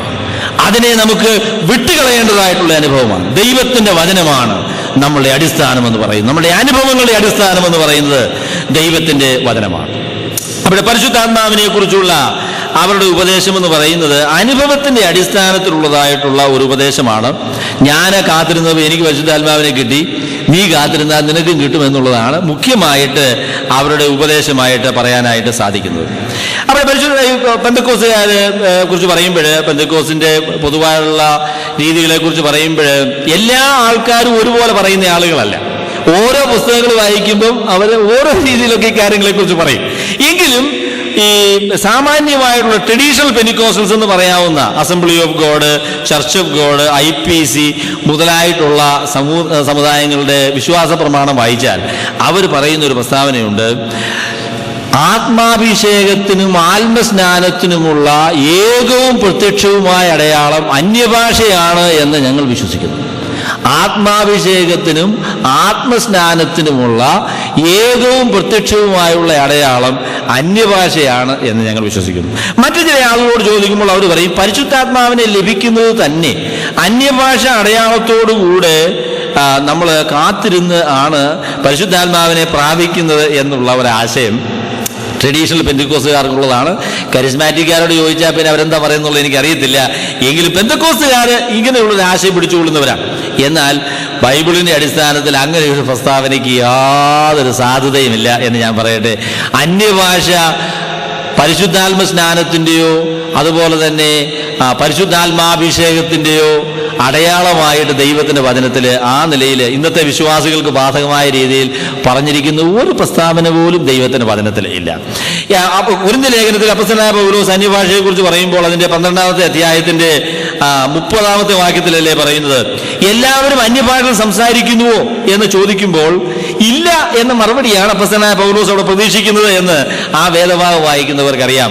1 കൊരിന്ത്യർ 12-ാമത്തെ അധ്യായത്തിന്റെ 30-ാമത്തെ വാക്യത്തിൽ അപ്പോസ്തലനായ പൗലോസ് ചോദിക്കുന്ന ചോദ്യമുണ്ട്, എല്ലാവരും അന്യഭാഷകളിൽ സംസാരിക്കുന്നുവോ? അവിടെ അപ്പോസ്തലനായ പൗലോസ് പെന്തക്കോസ്തുകാരാണെങ്കിൽ സംസാരിക്കുന്നത് ഒരു മറുപടി പറയുമായിരുന്നു. പക്ഷേ പൗലോസ് അത് സമ്മതിക്കുന്നില്ല. അദ്ദേഹം പറയുന്നത് എല്ലാവരും അന്യഭാഷ സംസാരിക്കുന്നില്ല. എല്ലാവരും എല്ലാവർക്കും രോഗശാന്തിക്കുള്ള വരമുണ്ടോ? എല്ലാവരും പ്രവാചകന്മാരോ? എല്ലാവരും അന്യഭാഷ സംസാരിക്കുന്നുവോ എന്ന് ചോദിക്കുമ്പോൾ ഇല്ല എന്നുള്ള മറുപടിയാണ് ആ വേദഭാഗത്തു നിന്ന് കിട്ടുന്നത്. എന്നാൽ എല്ലാവർക്കും പരിശുദ്ധാത്മാവുണ്ടോ എന്ന് ചോദിച്ചാൽ അപ്പോസ്തലനായ പൗലോസ് എന്താണ് മറുപടി പറയുക? റോമാലേഖനത്തിന്റെ 8-ാമത്തെ അധ്യായത്തിലേക്ക് നമ്മൾ വരുമ്പോൾ അതിന്റെ 9-ാമത്തെ വാക്യത്തിന്റെ അവസാന ഭാഗത്ത് ഇങ്ങനെയാണ് പറയുന്നത്, ക്രിസ്തുവിന്റെ ആത്മാവില്ലാത്തവൻ അവനുള്ളവൻ അല്ല. കർത്താവായ യേശു ക്രിസ്തുവിന്റെ ആത്മാവെന്ന് പറയുന്നത് പരിശുദ്ധാത്മാവിനെ കുറിച്ച് പറയുന്ന പ്രസ്താവനയാണ്. അപ്പൊ എല്ലാവർക്കും പരിശുദ്ധാത്മാവ് ഉണ്ടോ എന്ന് ചോദിച്ചാൽ റോമാലേഖനം 8-ാമത്തെ അധ്യായത്തിന്റെ 9-ാമത്തെ വാക്യം അനുസരിച്ച് പറയാൻ കഴിയുന്ന പ്രസ്താവന എല്ലാവർക്കും പരിശുദ്ധാത്മാവ് ഉണ്ടോ എന്ന് ചോദിച്ചാൽ പരിശുദ്ധാത്മാവ് ഇല്ലെങ്കിൽ നീ വിശ്വാസിയല്ല. എല്ലാവർക്കും ഉണ്ടോ എന്ന് ചോദിച്ചാൽ ഇല്ല. പക്ഷേ ഈ വിശ്വാസികളായിട്ടുള്ള എല്ലാവർക്കും പരിശുദ്ധാത്മാവുണ്ട്. കർത്താവായ യേശു ക്രിസ്തുവിന്റെ ആത്മാവിനെ കൂടാതെ യേശുക്രിസ്തുവുമായുള്ള ബന്ധം സ്ഥാപിക്കുവാൻ ആർക്കും സാധിക്കുന്നതല്ല. യേശുക്രിസ്തുവിന്റെ ആത്മാവില്ലാത്തവൻ അവനുള്ളവൻ അല്ല. യേശുക്രിസ്തുവിന്റെ ആത്മാവില്ലാത്ത ഒരാൾ വിശ്വാസിയല്ല. അതേ ആശയം തന്നെയാണ് നമ്മൾ 1 കൊരിന്ത്യർ 12-ാമത്തെ അധ്യായത്തിന്റെ 3-ാമത്തെ വാക്യത്തിൽ വായിക്കുന്നത്. കർത്താവായ യേശുക്രിസ്തു കർത്താവെന്ന് പരിശുദ്ധാത്മാവിൽ അല്ലാതെ പറയാൻ ആർക്കും സാധിക്കുകയില്ല എന്ന് അവിടെ അപ്പോസ്തലനായ പൗലോസ് പറയുന്നു. അപ്പോൾ പരിശുദ്ധാത്മാവിൽ അല്ലാതെ യേശുക്രിസ്തുവിനെ കർത്താവെന്ന് പറയാൻ സാധിക്കുകയില്ല. പരിശുദ്ധാത്മാവില്ലാത്ത ഒരാള് യേശുക്രിസ്തുവിന്റെ വകയല്ല, വിശ്വാസിയല്ല എന്നാണ് ദൈവത്തിന്റെ വചനം പറയുന്നത്. എങ്ങനെയാണ് പരിശുദ്ധാത്മാവിനെ ലഭിക്കുന്നത് എന്ന് ചോദിച്ചാൽ അപ്പോസ്തലനായ പൗലോസ് എഫേസ്യ ലേഖനം 2-ാമത്തെ അധ്യായത്തിൽ അതിനെക്കുറിച്ച് പറയുന്നുണ്ട്. അപ്പോസ്തലനായ പൗലോസ് അതിനെക്കുറിച്ച് പറയുന്നത് 1-ാമത്തെ അധ്യായത്തിന്റെ അതിൻ്റെ 13-ാമത്തെ വാക്യമാണ്. എഫേസ്യർ 1:13. എങ്ങനെയാണ് പരിശുദ്ധാത്മാവിനെ ലഭിക്കുന്നത് ചോദിച്ചാൽ കാത്തിരുന്ന് പ്രാർത്ഥിക്കുമ്പോൾ നിങ്ങൾക്ക് പരിശുദ്ധാത്മാവിനെ കിട്ടുമെന്നല്ല അപ്പോസ്തലനായ പൗലോസ് പറയുന്നത്. അപ്പോസ്തലനായ പൗലോസ് ഇങ്ങനെയാണ് പറയുന്നത്, അവനിൽ നിങ്ങൾക്കും നിങ്ങളുടെ രക്ഷയെക്കുറിച്ചുള്ള സുവിശേഷം എന്ന സത്യവചനം നിങ്ങൾ കേൾക്കുകയും അവനിൽ വിശ്വസിക്കുകയും ചെയ്തിട്ട് തൻ്റെ സ്വന്തം ജനത്തിന്റെ വീണ്ടെടുപ്പിന് വേണ്ടി തൻ്റെ മഹത്വത്തിന്റെ പുകഴ്ചയ്ക്കായിട്ട് നമ്മുടെ അവകാശത്തിന്റെ അച്ചാരമായ വാഗ്ദത്തത്തിന് പരിശുദ്ധാത്മാവിനാൽ മുദ്രയിട്ടിരിക്കുന്നു.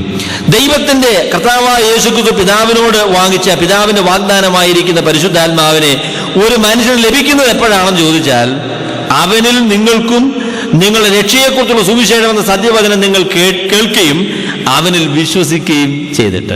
സുവിശേഷം വിശ്വസിച്ച്, സുവിശേഷം കേൾക്കാതെ സുവിശേഷം വിശ്വസിക്കാനായിട്ട് സാധിക്കില്ലല്ലോ. അപ്പൊ സുവിശേഷം കേട്ട് സുവിശേഷത്തിൽ വിശ്വസിക്കുമ്പോഴാണ് ദൈവത്തിന്റെ പരിശുദ്ധാത്മാവിനാൽ ഒരാളിനെ മുദ്ര വയ്ക്കുക എന്ന് പറഞ്ഞാൽ അറിയാമല്ലോ, ആ ആളിന്റെ സ്വന്തമായി തീരുക. അദ്ദേഹത്തിന്റെ അനുവാദം കൂടാതെ പിന്നെ പൊട്ടിക്കാനായിട്ട് സാധിക്കുകയില്ല. അപ്പോൾ ആ നിലയിലാണ് ദൈവത്തിന്റെ പരിശുദ്ധാത്മാവിനെ നമുക്ക് ലഭിക്കുന്നത് എന്നാണ് ദൈവത്തിന്റെ വചനം പറയുന്നത്.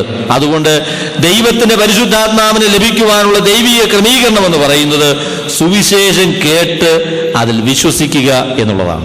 സുവിശേഷം കേട്ട് വിശ്വസിക്കുക എന്നുള്ള ആ മുഖാന്തരത്തിലൂടെയാണ് ദൈവത്തിന്റെ പരിശുദ്ധാത്മാവിനെ മനുഷ്യന് ലഭിക്കുന്നത്. അല്ലാതെ ദൈവത്തിന്റെ പരിശുദ്ധാത്മാവിനെ ലഭിക്കാനായിട്ട് വേറെ ഒരു മാർഗവുമില്ല. എം.ഇ. ചെറിയാൻ സാറ് ജീവിച്ചിരുന്ന കാലത്ത് അദ്ദേഹം ഈ വിഷയത്തെക്കുറിച്ച് പറയുമ്പോൾ ഇങ്ങനെ പറയുന്ന ഒരു പ്രസ്താവന ഞാൻ കേട്ടിട്ടുണ്ട്. അദ്ദേഹം പറഞ്ഞു, പരിശുദ്ധാത്മാവ് വിശ്വസിക്കുന്നവർക്ക് ലഭിക്കുകയില്ല എന്ന് പറയുന്നത് എത്ര വിരൂപമായിരിക്കുന്ന ഒരു പ്രസ്താവനയാണ്. കാരണം വിശ്വസിക്കുന്ന ഒരാൾക്ക് യേശുക്രിസ്തുവിനെ കിട്ടും എന്നുള്ള കാര്യത്തിൽ ആർക്കും തർക്കമില്ല. അവനെ കൈക്കൊണ്ട് അവന്റെ നാമത്തിൽ വിശ്വസിക്കുന്ന ഏവർക്കും ദൈവമക്കളാകുവാൻ അവൻ അധികാരം കൊടുത്തു. അപ്പോൾ വിശ്വസിക്കുമ്പോൾ കർത്താവായ യേശുക്രിസ്തു ആളുടെ ഉള്ളിലേക്ക് വരും. പിന്നെ അങ്ങനെ ഒരു പദപ്രയോഗമാണല്ലോ നമ്മൾ സാധാരണ പറയാറുള്ളത്. ഞാൻ വിശ്വസിച്ച കർത്താവിനെ കൈക്കൊണ്ടിട്ട് ഇത്ര നാളായി എന്നൊക്കെ നമ്മൾ പറയും. നല്ല പ്രസ്താവനയാണ്. അപ്പോൾ വിശ്വസിച്ച അവസരത്തിൽ യേശുക്രിസ്തുവിനെ നമുക്ക് കിട്ടി. യേശുക്രിസ്തുവിനെ കിട്ടിയതോടുകൂടെ തന്നെ പിതാവായ ദൈവത്തെയും നമുക്ക് കിട്ടി എന്ന് പറയാൻ നമുക്ക് ധൈര്യപ്പെടാം. എന്നാൽ ഈ രണ്ട് ആൾക്കാരെയും, തൃത്വത്തിൽ രണ്ട് ആൾക്കാരെയും നമുക്ക് വിശ്വസിച്ചപ്പോൾ കിട്ടിയെങ്കിലും പരിശുദ്ധാത്മാവ് അന്നേരം കിട്ടിയില്ല എന്ന് പറഞ്ഞാൽ അതിനുള്ള യുക്തി എന്താണ് എന്ന് അദ്ദേഹം അതിനെക്കുറിച്ച് ചോദിച്ചു. പരിശുദ്ധാത്മാവ് പറയുകയാണ്, അവർ വന്ന പോലെ ഞാൻ വരത്തില്ല. നിങ്ങൾ എന്ത് ചെയ്യണമെന്ന് ചോദിച്ചാൽ കുറച്ച് നാൾ കാത്തിരുന്ന് നിങ്ങളൊന്ന് ശരിപ്പെട്ടതിന് ശേഷം ഞാൻ പരിശുദ്ധാത്മാവ് ഞാൻ വരാം എന്ന് പറയുന്നതായിട്ടുള്ള ഒരു ക്രമീകരണം ദൈവത്തിന്റെ വചനത്തിൽ നിശ്ചയമായിട്ടും ഇല്ല എന്ന് നമുക്ക് പറയാൻ സാധിക്കും. വിശ്വസിക്കുന്ന ഏവർക്കും കർത്താവായ യേശുക്രിസ്തുവിന്റെ സുവിശേഷം കേട്ട് അതിൽ വിശ്വസിക്കുമ്പോൾ ദൈവത്തിന്റെ പരിശുദ്ധാത്മാവിനെ ലഭിക്കുന്നു എന്നുള്ള ആ പ്രസ്താവനയാണ്, ആ പ്രഖ്യാപനമാണ് ദൈവത്തിന്റെ വചനത്തിൽ നമുക്ക് കാണാനാണ് സാധിക്കുന്നത്. ഇതേ പ്രസ്താവനയാണ് ഗലാത്യ ലേഖനത്തിൽ അപ്പോസ്തലനായ പൗലോസ് അതിന്റെ 3-ാമത്തെ അധ്യായത്തിൽ അതിന്റെ 2-ാമത്തെ വാക്യത്തിൽ ഇങ്ങനെയാണ് പറയുന്നത്: നിങ്ങൾക്ക് ആത്മാവ് ലഭിച്ചത് ന്യായപ്രമാണത്തിന്റെ പ്രവൃത്തിയാലോ വിശ്വാസത്തിന്റെ പ്രസംഗം കേട്ടതിനാലോ. നിങ്ങൾക്ക് ആത്മാവിനെ ലഭിച്ചത് ന്യായപ്രമാണത്തിന്റെ പ്രവൃത്തിയാലോ വിശ്വാസത്തിന്റെ പ്രസംഗം കേട്ടതിനാലോ. അപ്പൊ എന്താ നമുക്ക് പറയാനുള്ള മറുപടി? വിശ്വാസത്തിന്റെ പ്രസംഗം കേട്ടതിനാലാണ്. കേട്ടത് എന്നുള്ളതുകൊണ്ട് അർത്ഥമാക്കുന്നത് കേട്ട് വിശ്വസിച്ചു എന്നുള്ള അർത്ഥമാണ് അതിനുള്ളത്. സുവിശേഷം കേട്ട് അതിൽ വിശ്വസിക്കുന്നതാണ് ദൈവത്തിന്റെ പരിശുദ്ധാത്മാവിനെ ലഭിക്കുവാനുള്ള വഴി. അല്ലാതെ വേറെ ഒരു വഴിയും ദൈവത്തിന്റെ വചനപ്രകാരം ഇല്ല എന്ന് നമുക്ക് ധൈര്യമായിട്ട് പറയാം. അപ്പൊ പരിശുദ്ധാത്മാവിനെ വിശ്വാസികൾക്കുണ്ട് എന്നുള്ള കാര്യം ദൈവത്തിന്റെ വചനത്തിന്റെ അടിസ്ഥാനത്തിൽ വ്യക്തമായ കാര്യമാണ്. അതിനെ നിഷേധിക്കാനായിട്ട് ആർക്കും സാധിക്കില്ല. അപ്പൊ അതുകൊണ്ട് ഈ IPC മുതലായിട്ടുള്ള സമൂഹങ്ങളിൽ ഉള്ള വിശ്വാസികളോട് ഞാൻ സംസാരിച്ചിട്ടുള്ളപ്പോൾ അവർ ഈ ആശയം സ്വീകരിക്കുന്ന ഒരാശയമായിട്ട് എന്നോട് പറഞ്ഞിട്ടുണ്ട്.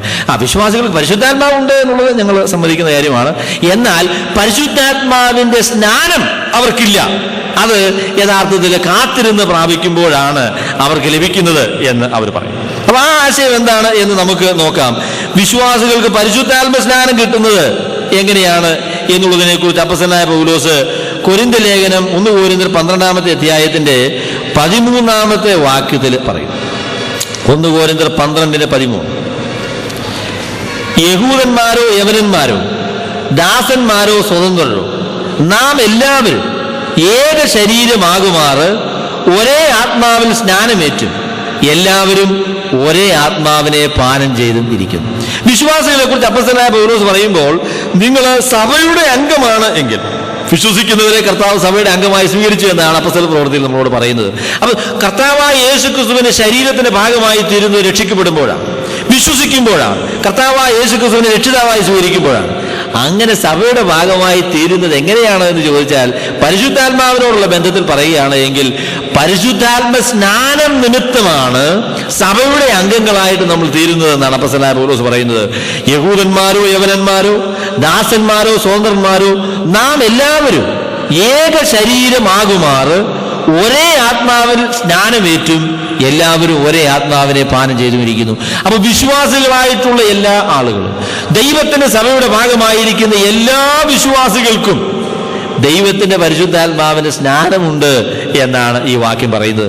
എന്നാൽ അതേ അധ്യായത്തിന്റെ അവസാനത്തെ വാക്യത്തിലല്ലയോ പറയുന്നത് എല്ലാവരും അന്യഭാഷകൾ സംസാരിക്കുന്നുവോ, എല്ലാവർക്കും രോഗശാന്തിക്കുള്ള വരമുണ്ടോ, എല്ലാവരും അന്യഭാഷ സംസാരിക്കുന്നുവോ, എല്ലാവരും വ്യാഖ്യാനിക്കുന്നുവോ എന്ന് ചോദിക്കുമ്പോൾ എല്ലാവരും അന്യഭാഷകൾ പറയുന്നില്ല. എന്നാൽ എല്ലാവർക്കും ആത്മസ്നാനമുണ്ട്. അല്ലെങ്കിൽ അന്യഭാഷ എന്ന് പറയുന്നത് ആത്മസ്നാനത്തിന്റെ അടയാളമാണെന്ന് പറയുന്നത് വചനവിരുദ്ധമാണ്. അന്യഭാഷ എന്ന് പറയുന്നത് ആത്മസ്നാനത്തിന്റെ അടയാളമാണ് എന്ന് പറയുന്നത് വചനവിരുദ്ധമാണ്. കാരണം എല്ലാ വിശ്വാസികൾക്കും ആത്മസ്നാനം ഉണ്ടായിരിക്കെ എല്ലാവരും അന്യഭാഷ സംസാരിക്കുന്നില്ല. അന്യഭാഷ ലഭ്യമായിരുന്ന 1-ാം നൂറ്റാണ്ടിൽ തന്നെ എല്ലാവരും അന്യഭാഷയിൽ സംസാരിക്കുന്നില്ല. എന്നാൽ എല്ലാവർക്കും ആത്മസ്നാനമുണ്ട് എന്നുള്ള കാര്യം വ്യക്തമായിട്ട് ഇവിടെ പറഞ്ഞിട്ടുണ്ട്. പിന്നെ അതിനെക്കുറിച്ച് ഗ്രീക്ക് ഭാഷയൊക്കെ അറിയാവുന്ന ആളുകൾ ചിലര് അതില് പരിശുദ്ധാത്മാവിൽ ഉള്ള സ്നാനമെന്നും പരിശുദ്ധാത്മാവിനാൽ ഉള്ള സ്നാനമെന്നും 2 പ്രയോഗമാണ് ഇതിൽ പറഞ്ഞിരിക്കുന്നത് എന്നൊക്കെ നിങ്ങൾ ഡെയ്ക്സ് ബൈബിൾ വായിച്ചിട്ടുണ്ടെങ്കിൽ അങ്ങനെ ഒരു വ്യാഖ്യാനമാണ് ആ വാക്യത്തിന് ഡെയ്ക്സ് കൊടുക്കുന്നത്. എന്നാൽ അത് തെറ്റായ വ്യാഖ്യാനമാണ്. കാരണം പരിശുദ്ധാത്മാവിലുള്ള സ്നാനമെന്നും പരിശുദ്ധാത്മാവിനാൽ ഉള്ള സ്നാനമെന്നും ഒരേ പ്രയോഗമാണ്. അല്ലെങ്കിൽ അതിനുവേണ്ടി ഉപയോഗിച്ചിരിക്കുന്ന ഗ്രീക്ക് പദം രണ്ട് സ്ഥാനത്തും ഒരേ പദം തന്നെയാണ്. അതിൽ യാതൊരു വ്യത്യാസവുമില്ല. അങ്ങനെ ഒരു വ്യത്യാസം കൽപ്പിക്കാനായിട്ട് ഉള്ള യാതൊരു സ്വാതന്ത്ര്യവും ഗ്രീക്ക് ഭാഷയുടെ വ്യാകരണം നമുക്ക് തരുന്നില്ല. അപ്പൊ പരിശുദ്ധാത്മാവിനാലുള്ള സ്നാനവും പരിശുദ്ധാത്മാവിലുള്ള സ്നാനവും എല്ലാം ഒരേ സ്നാനം തന്നെയാണ്. ആ സ്നാനം ദൈവത്തിന് പരിശുദ്ധാത്മാവ് വിശ്വസിക്കുന്ന എല്ലാവർക്കും നൽകി അവരെ സഭയുടെ ഭാഗമാക്കിയിരിക്കുകയാണ്. അതിൽ യഹൂദന്മാരെന്നോ യവനന്മാരെന്നോ ദാസന്മാരെന്നോ സ്വതന്ത്രന്മാരെന്നോ ഉള്ള യാതൊരു വ്യത്യാസവുമില്ല. എല്ലാവർക്കും ആത്മസ്നാനമുണ്ട്. എന്നാൽ എല്ലാവരും അന്യഭാഷകൾ സംസാരിക്കുന്നില്ല. അതുകൊണ്ട് അന്യഭാഷാ ഭാഷണം ആത്മസ്നാനത്തിന്റെ അടയാളമാണ് എന്ന് പറയുന്നത് വചനവിരുദ്ധമായിരിക്കുന്ന ആശയമാണ്. അത് സ്വീകാര്യമായിരിക്കുന്ന ആശയമല്ല. അത് വളരെ തെറ്റായിരിക്കുന്ന ആശയമാണ്. അവിടെ ഈ രണ്ട് കാര്യങ്ങൾ ഞാൻ ഉറപ്പായി നിങ്ങളോട് പറയുവാൻ ആഗ്രഹിക്കുന്നു. നിങ്ങളുടെ ഹൃദയത്തിൽ അത് നന്നായി പതിഞ്ഞിരിക്കട്ടെ എന്ന് ഞാൻ ആശിക്കുന്നു. ഒന്ന്, വിശ്വസിക്കുന്ന എല്ലാവർക്കും ദൈവത്തിന്റെ പരിശുദ്ധാത്മാവുണ്ട് എന്നുള്ള കാര്യം. വിശ്വസിക്കുന്ന എല്ലാവർക്കും, സുവിശേഷം വിശ്വസിച്ച് കർത്താവായ യേശു ക്രിസ്തുവിനെ രക്ഷിതാവായി സ്വീകരിച്ചിരിക്കുന്ന എല്ലാ ദൈവമക്കൾക്കും ദൈവത്തിന്റെ പരിശുദ്ധാത്മാവുണ്ട്. അവർക്ക് ഇനി കൂടുതൽ പരിശുദ്ധാത്മാവിനെ കിട്ടാനായിട്ട് അവര് ശ്രമിക്കേണ്ട യാതൊരു ആവശ്യമില്ല. അതിനെക്കുറിച്ച് ദൈവദാസൻ പറഞ്ഞ പ്രസ്താവന എനിക്കിഷ്ടമാണ്. അദ്ദേഹം പറഞ്ഞു, നിങ്ങൾക്കിനി കൂടുതൽ പരിശുദ്ധാത്മാവിനെ കിട്ടുക എന്നുള്ളതല്ല ദൈവത്തിന്റെ പദ്ധതി, പിന്നെയോ പരിശുദ്ധാത്മാവിന് കൂടുതൽ നിങ്ങളെ കിട്ടുക എന്നുള്ളതാണ് ദൈവത്തിന്റെ പദ്ധതി എന്ന് അദ്ദേഹം പറഞ്ഞത് എനിക്കിഷ്ടമായി. പ്രിയമുള്ളവരെ, നമ്മുടെ ഇന്നത്തെ പ്രശ്നം എന്ന് പറയുന്നത് നമുക്ക് പരിശുദ്ധാത്മാവില്ല എന്നുള്ളതല്ല, പരിശുദ്ധാത്മാവിന് കുറച്ചുകൂടെ നമുക്ക് കിട്ടണമെന്നുള്ളതുമല്ല, പിന്നെയോ നാം പരിശുദ്ധാത്മാവിന് വിധേയപ്പെട്ടിട്ടില്ല, പരിശുദ്ധാത്മാവിന്റെ ഇഷ്ടമനുസരിച്ച് ജീവിക്കുന്നില്ല, പരിശുദ്ധാത്മാവിന്റെ നിയന്ത്രണത്തിലല്ല നമ്മൾ ജീവിക്കുന്നത്, പരിശുദ്ധാത്മാവിന്റെ ആലോചനകളെ നമ്മൾ സ്വീകരിക്കുന്നില്ല. അതാണ് നമ്മുടെ പ്രശ്നം എന്ന് പറയുന്നത്. അതുകൊണ്ട് പരിശുദ്ധാത്മാവിനാൽ നിറയുക എന്നുള്ള കൽപ്പനയാണ് ദൈവത്തിന്റെ വചനത്തിൽ നമ്മൾ കാണുന്നത്. പരിശുദ്ധാത്മാവിന്റെ നിറവ് എന്ന് പറയുന്ന അതേ ആ വാക്യത്തിൽ തന്നെയല്ലേ പറയുന്നത്, നിങ്ങൾ വീഞ്ഞു കുടിച്ച് മത്തരാകരുത്, അതിനാൽ ദുർനടപ്പ് ഉണ്ടാകുമല്ലോ, എന്നാൽ പരിശുദ്ധാത്മാവ് നിറഞ്ഞവരായി. അപ്പോൾ ഒരാളെ മദ്യം കഴിക്കുന്ന അവസരത്തിൽ ആ മദ്യത്തിന്റെ അധീനതയിൽ അദ്ദേഹമായിത്തീരുന്നു. നമുക്കറിയാമല്ലോ, അദ്ദേഹത്തിന്റെ സംസാരമൊക്കെ ആ മദ്യത്തിൻ്റെതായിരിക്കുന്ന ലഹരി അങ്ങോട്ട് വന്നു കഴിയുമ്പോൾ ആ മദ്യത്തിന്റെ നിയന്ത്രണത്തിലാണ് എന്നുള്ള കാര്യം നമുക്കറിയാം. അപ്പൊ അതുപോലെ മദ്യം ഒരാളിനെ എങ്ങനെ കീഴ്പ്പെടുത്തുന്നുവോ അതുപോലെ ദൈവത്തിന്റെ പരിശുദ്ധാത്മാവിന്റെ അധീനതയിൽ, ദൈവത്തിന്റെ പരിശുദ്ധാത്മാവിന്റെ നിയന്ത്രണത്തിൽ, പരിശുദ്ധാത്മാവിന്റെ ആ അധികാരത്തിൽ ആയിത്തീരുന്ന അനുഭവത്തെക്കുറിച്ചാണ് അപ്പോസ്തലനായ പൗലോസ് എഫേസ്യ ലേഖനത്തിൽ അതിനെക്കുറിച്ച് പറയുന്നത്. അപ്പൊ അതുകൊണ്ട് ദൈവമക്കളെ, ദൈവത്തിന്റെ പരിശുദ്ധാത്മാവിനെ കൂടുതൽ പ്രാപിക്കുക എന്നുള്ളതല്ല, പിന്നെയോ ദൈവത്തിന്റെ പരിശുദ്ധാത്മാവിന് കൂടുതൽ വിധേയപ്പെട്ട് ദൈവത്തിന്റെ പരിശുദ്ധാത്മാവിനെ അനുസരിച്ച് ദൈവത്തിന്റെ പരിശുദ്ധാത്മാവിന്റെ ആലോചനയ്ക്ക് അനുസൃതമായ രീതിയിൽ ജീവിക്കുക എന്നുള്ള ആ കർത്തവ്യമാണ് നമുക്കുള്ളത് എന്ന് ഞാൻ നിങ്ങളോട് പറയട്ടെ. അപ്പോൾ പരിശുദ്ധാത്മാവ് എല്ലാ ദൈവമക്കൾക്കും ഉണ്ട്. രണ്ടാമത് പറയാനുള്ളത്, പരിശുദ്ധാത്മാവിന്റെ സ്നാനവും അതുപോലെ തന്നെ അഭിഷേകം എന്ന് പറയുന്ന ആ ഒരു പ്രയോഗം യഥാർത്ഥത്തിൽ ബൈബിളിൽ പരിശുദ്ധാത്മാഭിഷേകം എന്ന് പറയുന്ന പ്രയോഗമില്ല. അതുകൊണ്ട് ഞാൻ അതിനെക്കുറിച്ച് പറയുന്നില്ല. പരിശുദ്ധാത്മ സ്നാനം എന്ന് പറയുന്ന ആ കാര്യം എല്ലാ വിശ്വാസികൾക്കും ദൈവം നൽകിയിരിക്കുന്ന കാര്യമാണ്. അതിനുവേണ്ടി കാത്തിരിക്കുവാനോ അതിനുവേണ്ടി പരിശുദ്ധാത്മാവിന് വേണ്ടി ആ നിലയിൽ കാത്തിരിക്കുവാനുള്ള യാതൊരു നിർദ്ദേശവും ദൈവത്തിന്റെ വചനത്തിലില്ല. ആ ആശയം വചനവിരുദ്ധമാണ് എന്ന് ഞാൻ നിങ്ങളോട് പറയട്ടെ. മൂന്നാമത് ഞാൻ പറയാൻ ആഗ്രഹിക്കുന്ന കാര്യം, പരിശുദ്ധാത്മാവിനെ കുറിച്ചുള്ള തെറ്റായ ഉപദേശമാണ് രണ്ടാമത് ഞാൻ പറഞ്ഞത്. മൂന്നാമത് പറയാൻ ആഗ്രഹിക്കുന്ന കാര്യം എന്ന് പറയുന്നത് പരിശുദ്ധാത്മ വരങ്ങളെ കുറിച്ചുള്ള തെറ്റായ ഉപദേശം. പരിശുദ്ധാത്മ വരങ്ങളെ കുറിച്ചുള്ള തെറ്റായ ഉപദേശം. പെന്തക്കോസ്ത് ആശയത്തിൽ അവർ പറയുന്ന സാധാരണ പറയുന്ന ഒരു പ്രസ്താവനയാണ്, കർത്താവിൻ്റെ കരങ്ങൾ കുറുകിപ്പോയിട്ടില്ല, കർത്താവിൻ്റെ അത്ഭുതം പ്രവർത്തിക്കാനുള്ള കഴിവ് കുറഞ്ഞിട്ടില്ല, കർത്താവ് എല്ലാ കാലങ്ങളിലും ഒരുപോലെയാണ്, അതുകൊണ്ട് എല്ലാ കാലങ്ങളിലും കർത്താവ് അത്ഭുതങ്ങളെയും അടയാളങ്ങളെയും ഒക്കെ ചെയ്യുന്നയാളാണ്. അപ്പൊ ഈ പറഞ്ഞ പ്രസ്താവനയോട് നമുക്ക് യാതൊരു വിയോജിപ്പുമില്ല. കർത്താവിന്റെ കരങ്ങൾ കുറിയിട്ടില്ല എന്ന് പറയുന്ന ഉടനെ കുറുകിപ്പോയെന്ന് നമ്മൾ പറയുമോ? അങ്ങനെ പറഞ്ഞാൽ എന്തൊരു അപരാധമാണ് അതല്ലേ. കർത്താവിന് കഴിവ് കുറഞ്ഞിട്ടില്ല എന്ന് പറയുന്നത് നമ്മൾ കുറഞ്ഞു പോയെന്ന് പറയുമോ? നമ്മൾ ഒരിക്കലും പറയുകയില്ല. സ്വർഗത്തിലെ ദൈവത്തിന്റെ കഴിവോ സ്വർഗത്തിലെ ദൈവത്തിന്റെ പ്രകൃതിയോ സ്വർഗത്തിലെ ദൈവത്തിന്റെ സ്വഭാവങ്ങളോ അവന്റെ ശക്തിയോ ഒരിക്കലും കുറഞ്ഞു പോയിട്ടില്ല. എന്നാൽ ദൈവത്തിന്റെ പരിപാടിയിൽ വല്ല വ്യത്യാസമുണ്ടോ? ദൈവം 1-ാം നൂറ്റാണ്ടിൽ ചെയ്ത രീതിയിൽ തന്നെയാണോ കാര്യങ്ങൾ ദൈവം ചെയ്യുന്നത് എന്ന് ചോദിച്ചാൽ ദൈവത്തിന്റെ വചനപ്രകാരം നമുക്ക് പറയാൻ സാധിക്കുന്നത് അതിൽ വ്യത്യാസമുണ്ട് എന്നുള്ള കാര്യം. അപ്പൊ ദൈവം എന്തെങ്കിലും കാര്യങ്ങൾ ചെയ്യാതിരുന്നാൽ അത് തനിക്ക് ചെയ്യാൻ കഴിവില്ലാത്തത് കൊണ്ടല്ല, അങ്ങനെ ചെയ്യേണ്ടെന്ന് കർത്താവ് തീരുമാനിച്ചത് കൊണ്ടാണ്. തന്റെ തീരുമാനം കൊണ്ടാണ് തന്റെ പ്രവർത്തനത്തിൽ വ്യത്യാസമുള്ളത്, അല്ലാതെ തന്റെ എന്തെങ്കിലും മറ്റ് വ്യതിയാനങ്ങൾ കൊണ്ടല്ല. അങ്ങനെ തീരുമാനിക്കാൻ ദൈവത്തിന് കഴിയുമോ എന്ന് ചോദിച്ചാൽ നിശ്ചയമായിട്ടും കഴിയും. ദൈവം അന്ന് അത്ഭുതങ്ങൾ പ്രവർത്തിക്കാനായിട്ട് ചില രീതിയിൽ പ്രവർത്തിക്കാനായിട്ട് തീരുമാനിച്ചു. അതിന് ശേഷം അങ്ങനെ പ്രവർത്തിക്കേണ്ട എന്ന് തീരുമാനിച്ചു. അങ്ങനെ തീരുമാനിക്കാനുള്ള വിവാദം ദൈവത്തിനില്ലേ? അങ്ങനെയുള്ള അവകാശമില്ലേ? നമ്മൾ പാട്ടുകൾ പാടുമ്പോൾ പറയുമ്പോൾ ആരോടും ആലോചന ചോദിക്കാത്തവരെന്ന് പാടുന്ന പാട്ട് എനിക്ക് ഇഷ്ടമാണ്. അപ്പൊ ആരോടും കർത്താവ് അഭിപ്രായം ചോദിക്കില്ല, പെന്തക്കോസ്തുകാരോടും ചോദിക്കില്ല.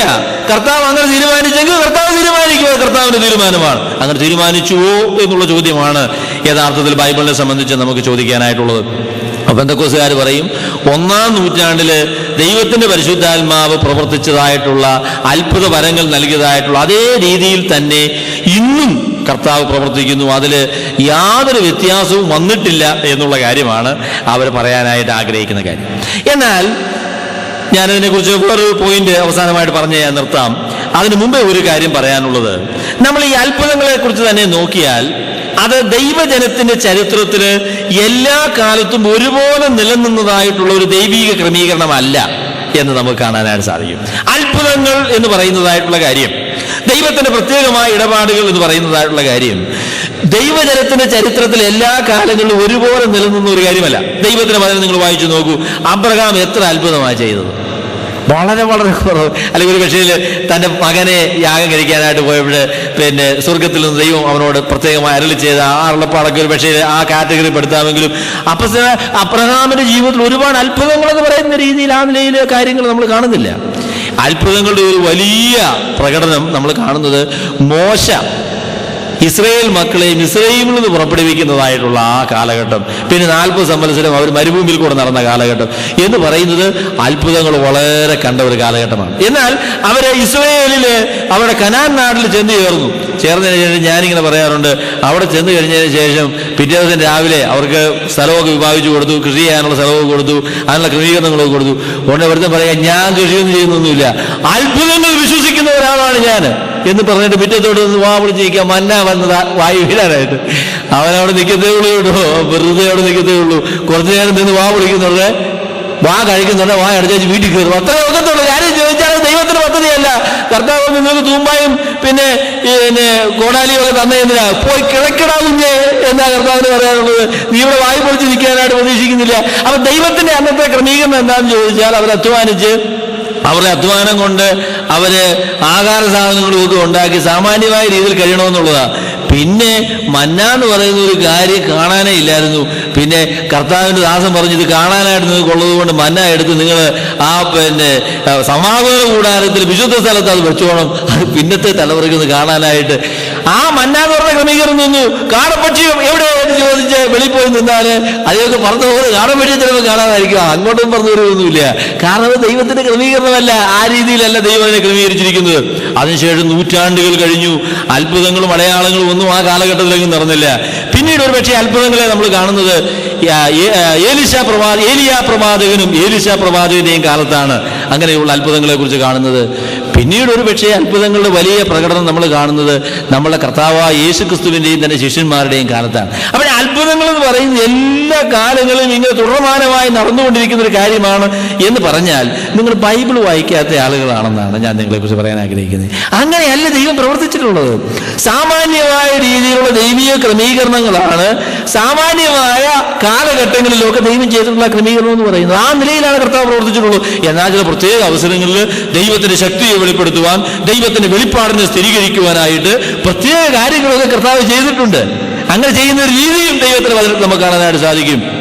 മോശയിൽ കൂടെ ദൈവം നൽകിയതായിട്ടുള്ള കൽപ്പനകളെ പ്രാധാന്യം മനസ്സിലാക്കാനായിട്ട് പർവ്വതം അങ്ങോട്ട് കുലുങ്ങുകയും അവിടെ തീ ഒക്കെ പ്രത്യക്ഷപ്പെടുകയൊക്കെ ചെയ്തപ്പോൾ ആ കണ്ടുവന്ന ആളുകൾ പറഞ്ഞു മോശയോട്, ദൈവം ഞങ്ങളോട് ഇനി ഒന്നും പറയണ്ട, നീ വല്ലോ പോയി ദൈവത്തിന്റെ അടുക്കൽ പോയി നീ ദൈവം പറയുന്നത് കേട്ടു, ഞങ്ങൾക്ക് ഇത് കേൾക്കാനായിട്ടുള്ള ശക്തിയില്ല എന്ന് പറഞ്ഞു. എബ്രായ ലേഖനകാരൻ പറയുമ്പോൾ ആ പ്രസ്താവന അവർക്ക് അത്ര ഭയങ്കരമായിരുന്നു എന്ന് പറയുന്ന പ്രസ്താവന നമുക്ക് കാണാനായിട്ട് സാധിക്കും. അവിടെ ദൈവത്തിന്റെ വെളിപ്പാടിനെ സ്ഥിരീകരിക്കുവാനായിട്ട് ദൈവം അത്ഭുതങ്ങളെ പ്രവർത്തിക്കുന്നതായിട്ടുള്ള ഒരു ക്രമീകരണം ദൈവത്തിന്റെ വചനത്തിലുണ്ട്. എന്നാൽ അത്ഭുതങ്ങളും അടയാളങ്ങളും എല്ലാ കാലങ്ങളിലും തുടർമാനമായി സാധാരണമായി നടക്കുന്ന കാര്യമല്ല. അങ്ങനെ സാധാരണമായി നടക്കുന്ന കാര്യമാണെങ്കിൽ പിന്നെ അതിന് അത്ഭുതം എന്ന് പറയാൻ പറ്റുമോ? എന്ന് നടക്കുന്ന കാര്യമാണ് എങ്കിൽ ആണെങ്കിൽ അത്ഭുതം എന്ന് പറയാൻ പറ്റില്ല. ഞാൻ വിചാരിക്കുന്നു കുറേ നാള് മന്ന തിന്നു കഴിഞ്ഞപ്പോൾ മന്ന പോലും അത്ഭുതമല്ല എന്ന ആളുകൾ വിചാരിച്ച കാര്യം അങ്ങനെ വിചാരിച്ചു കാണാൻ സാധ്യതയുണ്ട്. ഒരു ദിവസം രാവിലെ എഴുന്നേൽക്കുന്നുണ്ട്, മന്ന കണ്ടില്ല, എന്താ മന്ന ഇല്ലാതെ കാര്യം എന്ന് ചോദിക്കില്ലേ? കാര്യം ചോദിച്ചാൽ സാമാന്യമായിരിക്കുന്ന കാര്യമായിട്ട് അവിടെ തീർന്നു. അതുകൊണ്ട് അത്ഭുതങ്ങളെന്ന് പറയുന്നത് തുടർമാനമായി നടക്കുന്നതായിട്ടുള്ള ദൈവിക ക്രമീകരണമല്ല, അത് ചില കാലഘട്ടങ്ങളിൽ ഒതുങ്ങി നിൽക്കുന്നതായിട്ടുള്ള ദൈവിക ക്രമീകരണമാണ് എന്ന് നമുക്കതിനെക്കുറിച്ച് പറയാൻ സാധിക്കും. അതുകൊണ്ട് 1-ാം നൂറ്റാണ്ടിൽ നടന്നതായിട്ടുള്ള കാര്യങ്ങൾ ആ കാലഘട്ടത്തിൽ മതി, അതിനുശേഷം ആ നിലയിൽ കർത്താവ് പ്രവർത്തിക്കുന്നില്ല എന്ന് കർത്താവ് തീരുമാനിച്ചാൽ അത് ദൈവത്തിൻ്റെ ക്രമീകരണത്തിന് ചേരുന്നതായിട്ടുള്ള ഒരു ക്രമീകരണമാണ് എന്ന് നമുക്ക് നിശ്ചയമായിട്ടും അതിനെക്കുറിച്ച് പറയാനായിട്ട് സാധിക്കും. എനിക്ക് വളരെ സന്തോഷമുള്ള ഒരു കാര്യം, പെന്തക്കോസ്തുകാരോട് സംസാരിക്കുമ്പോൾ എനിക്കുള്ള ഒരു സന്തോഷം എന്ന് പറയുന്നത്, വളരെ സങ്കടത്തോടു കൂടെ എങ്കിലും എന്നോട് യോജിക്കേണ്ടതായിട്ടുള്ള ചില കാര്യങ്ങൾ അവർക്കും ഉണ്ട് എന്നുള്ള കാര്യമാണ്. അപ്പോൾ എന്നോട് ചില ആളുകൾ പറഞ്ഞിട്ടുണ്ട്, നിങ്ങൾ നിന്നുപോയി എന്ന് പറയുന്ന ആളുകളാണ്. എനിക്ക് കേൾക്കുമ്പോൾ സങ്കടമാണ്. ഒരാൾ എന്നോട് പറഞ്ഞു, അയ്യോ കർത്താവ് ചെയ്തതായ കാര്യങ്ങളൊക്കെ നിന്നുപോയി എന്ന് പറയുന്നത് എന്ത് ഭയങ്കരമാണ്, അങ്ങനെയൊക്കെ പറയുന്നത് എങ്ങനെയാണ് എന്ന് ചോദിക്കാറുണ്ട്. അപ്പം ഞാൻ അവരോട് ചോദിക്കാറുണ്ട്, ഒരു കാര്യവും നിന്നു പോയിട്ടില്ലേ 1-ാം നൂറ്റാണ്ടിന് ശേഷം? ഒന്നുമില്ല, എല്ലാം ഇപ്പോഴും ഉണ്ട്. ബൈബിൾ എഴുതുന്ന കാര്യവും അത് നിന്നുപോയ.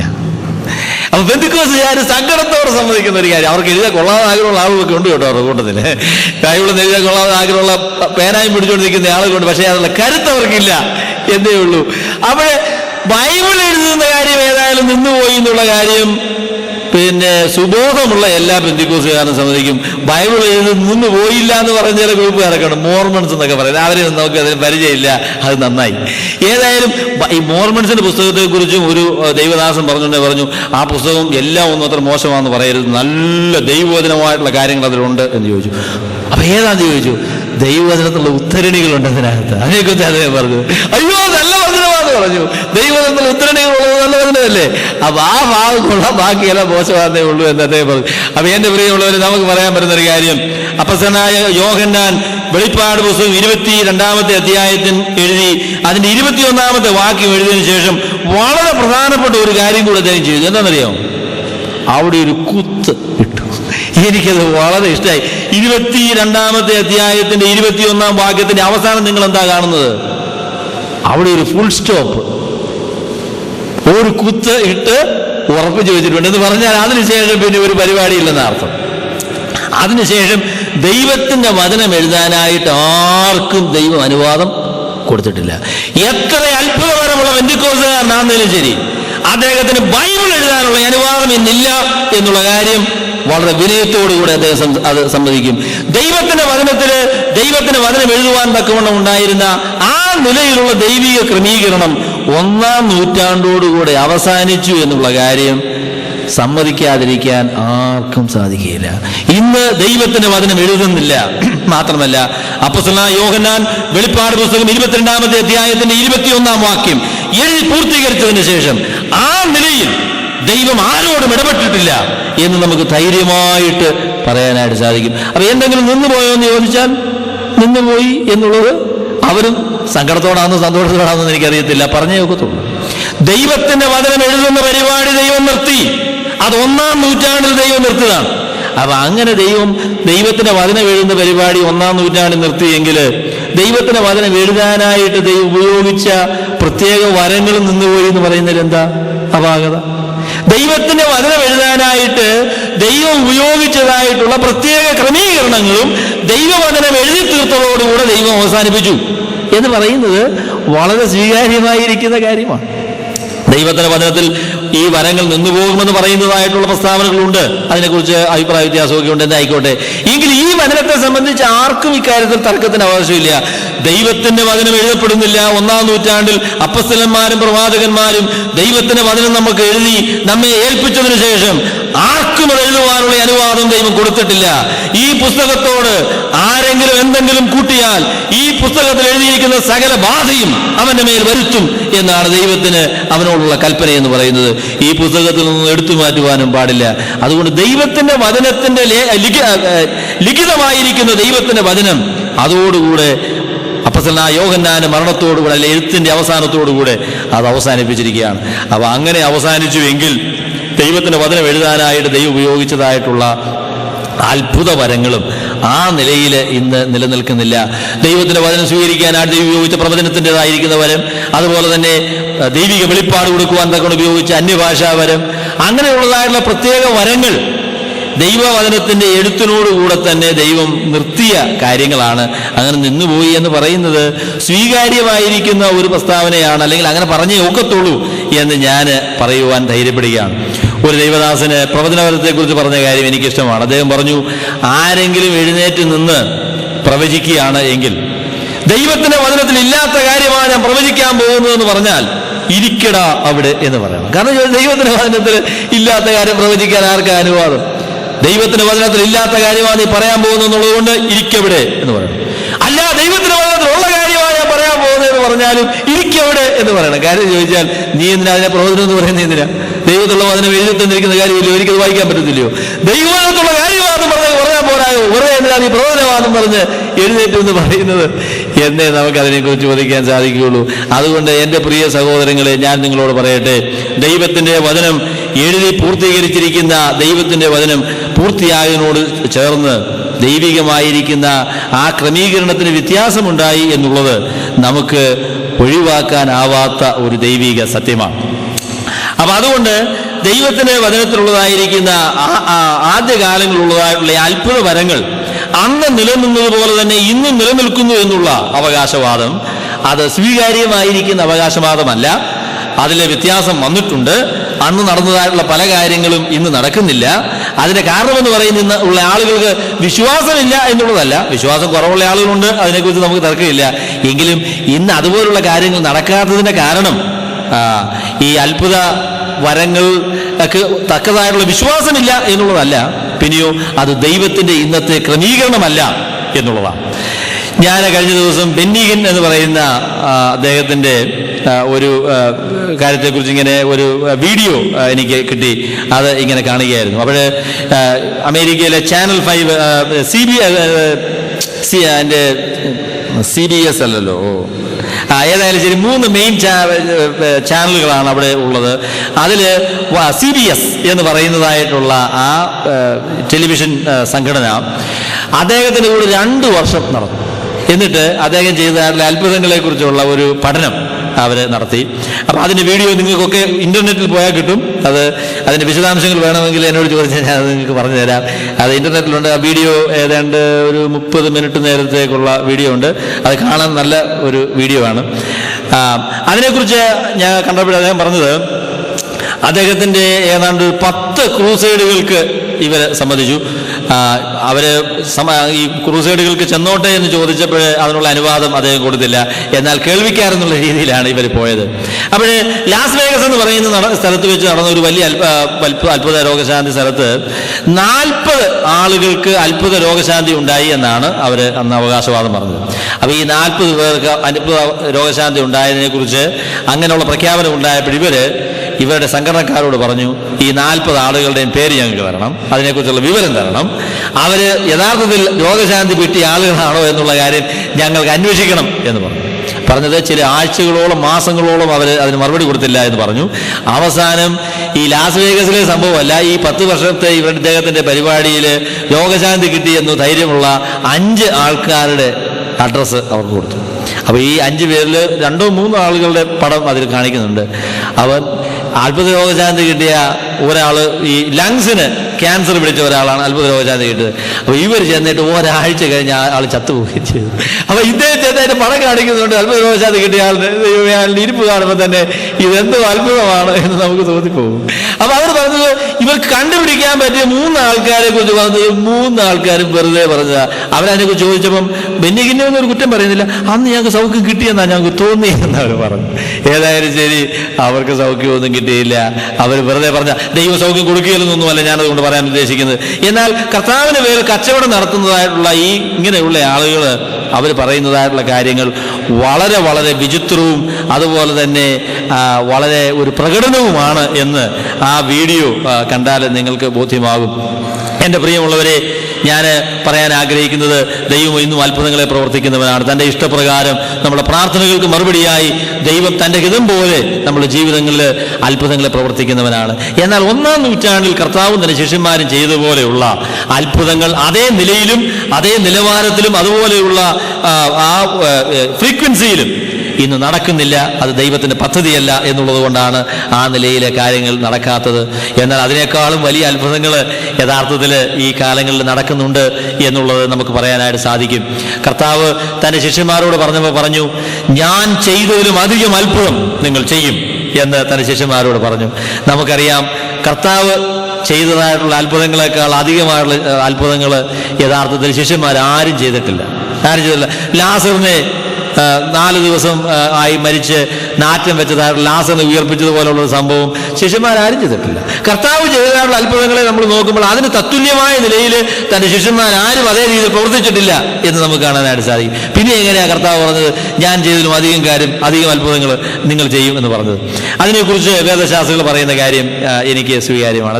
അവരതിനെക്കുറിച്ച് പറയുന്നത് അതിൻ്റെ വലിപ്പത്തിലല്ല, അതിൻ്റെ വ്യാപ്തിയിലാണ്. കർത്താവായ യേശു ക്രിസ്തു യെരൂശലേം അല്ലെങ്കിൽ ഇസ്രായേൽ എന്ന് പറയുന്ന ഒരു ചെറിയ രാജ്യത്ത് ആണ് തൻ്റെ പ്രവർത്തനം. അത്രയും കാര്യങ്ങളെ കർത്താവ് ചെയ്തുള്ളൂ. എന്നാൽ തൻ്റെ ശിഷ്യന്മാരോട് പറഞ്ഞത്, ആകയാൽ നിങ്ങൾ പുറപ്പെട്ട് പിതാവിൻ്റെയും പുത്രൻ്റെയും പരിശുദ്ധാത്മാവിൻ്റെയും നാമത്തിൽ സ്നാനം കഴിപ്പിച്ചുകൊണ്ട് ഞാൻ നിങ്ങളോട് കൽപ്പിച്ചതൊക്കെയും പ്രമാണിപ്പാൻ തക്കോണം ഉപദേശിച്ചും കൊണ്ട് സകല ജാതികളെയും ശിഷ്യരാക്കിക്കൊള്ളുകയും എന്ന് പറഞ്ഞു. അവര് ഈ വചനവുമായിട്ട് ലോകത്തിന്റെ അറ്റത്തോളം കർത്താവായ യേശു ക്രിസ്തുവിന് സാക്ഷികളായി തീർന്നു എന്നുള്ളതാണ് അവർ ചെയ്യാൻ പോകുന്ന ഏറ്റവും വലിയ അത്ഭുതമായിട്ട് കർത്താവ് അവരെ കുറിച്ച് പറഞ്ഞത്. ഒരു മനുഷ്യനോട് കർത്താവായ യേശു ക്രിസ്തുവിന് സുവിശേഷം അറിയിച്ച് നരകത്തിന് ശിക്ഷയ്ക്ക് യോഗ്യനായിരിക്കുന്ന ആ മനുഷ്യനെ ദൈവത്തിന്റെ പരിശുദ്ധാത്മാവിനാൽ ദൈവം വീണ്ടെടുത്ത് ഒരു പുതിയ സൃഷ്ടിയാക്കി തീർക്കുന്ന, അതാണ് ഏറ്റവും വലിയ അത്ഭുതമായിട്ട് കർത്താവ് ചെയ്യുന്ന അത്ഭുതം. ആ അത്ഭുതത്തിൽ പങ്കാളിത്തം വഹിക്കുവാൻ സ്വർഗത്തിൽ ദൈവം നമുക്ക് എല്ലാവർക്കും അവസരം തരികയാണ്. അതിനായിട്ടുള്ള ആഹ്വാനമാണ് കർത്താവ് നമുക്ക് തരുന്നത്. അതുകൊണ്ട് നമുക്ക് ധൈര്യപ്പെടാം, എഴുന്നേറ്റ് കർത്താവിന്റെ സാക്ഷികളായിട്ട് നമുക്ക് തീരാം. ആകയാൽ നിങ്ങൾ പുറപ്പെട്ട് പിതാവിന്റെയും പുത്രന്റെയും പരിശുദ്ധാത്മാവിന്റെയും നാമത്തിൽ സ്നാനം കഴിപ്പിച്ചും ഞാൻ നിങ്ങളോട് കൽപ്പിച്ചതൊക്കെയും പ്രമാണിപ്പാൻ തക്കവണ്ണം ഉപദേശിച്ചും കൊണ്ട് സകല ജാതികളെയും ശിഷ്യരാക്കിക്കൊള്ളുകയും ഞാനോ ലോകാവസാനത്തോളം എല്ലാ നാളും നിങ്ങളോടുകൂടെ ഉണ്ട് എന്ന് കർത്താവ് വാഗ്ദാനം ചെയ്തു.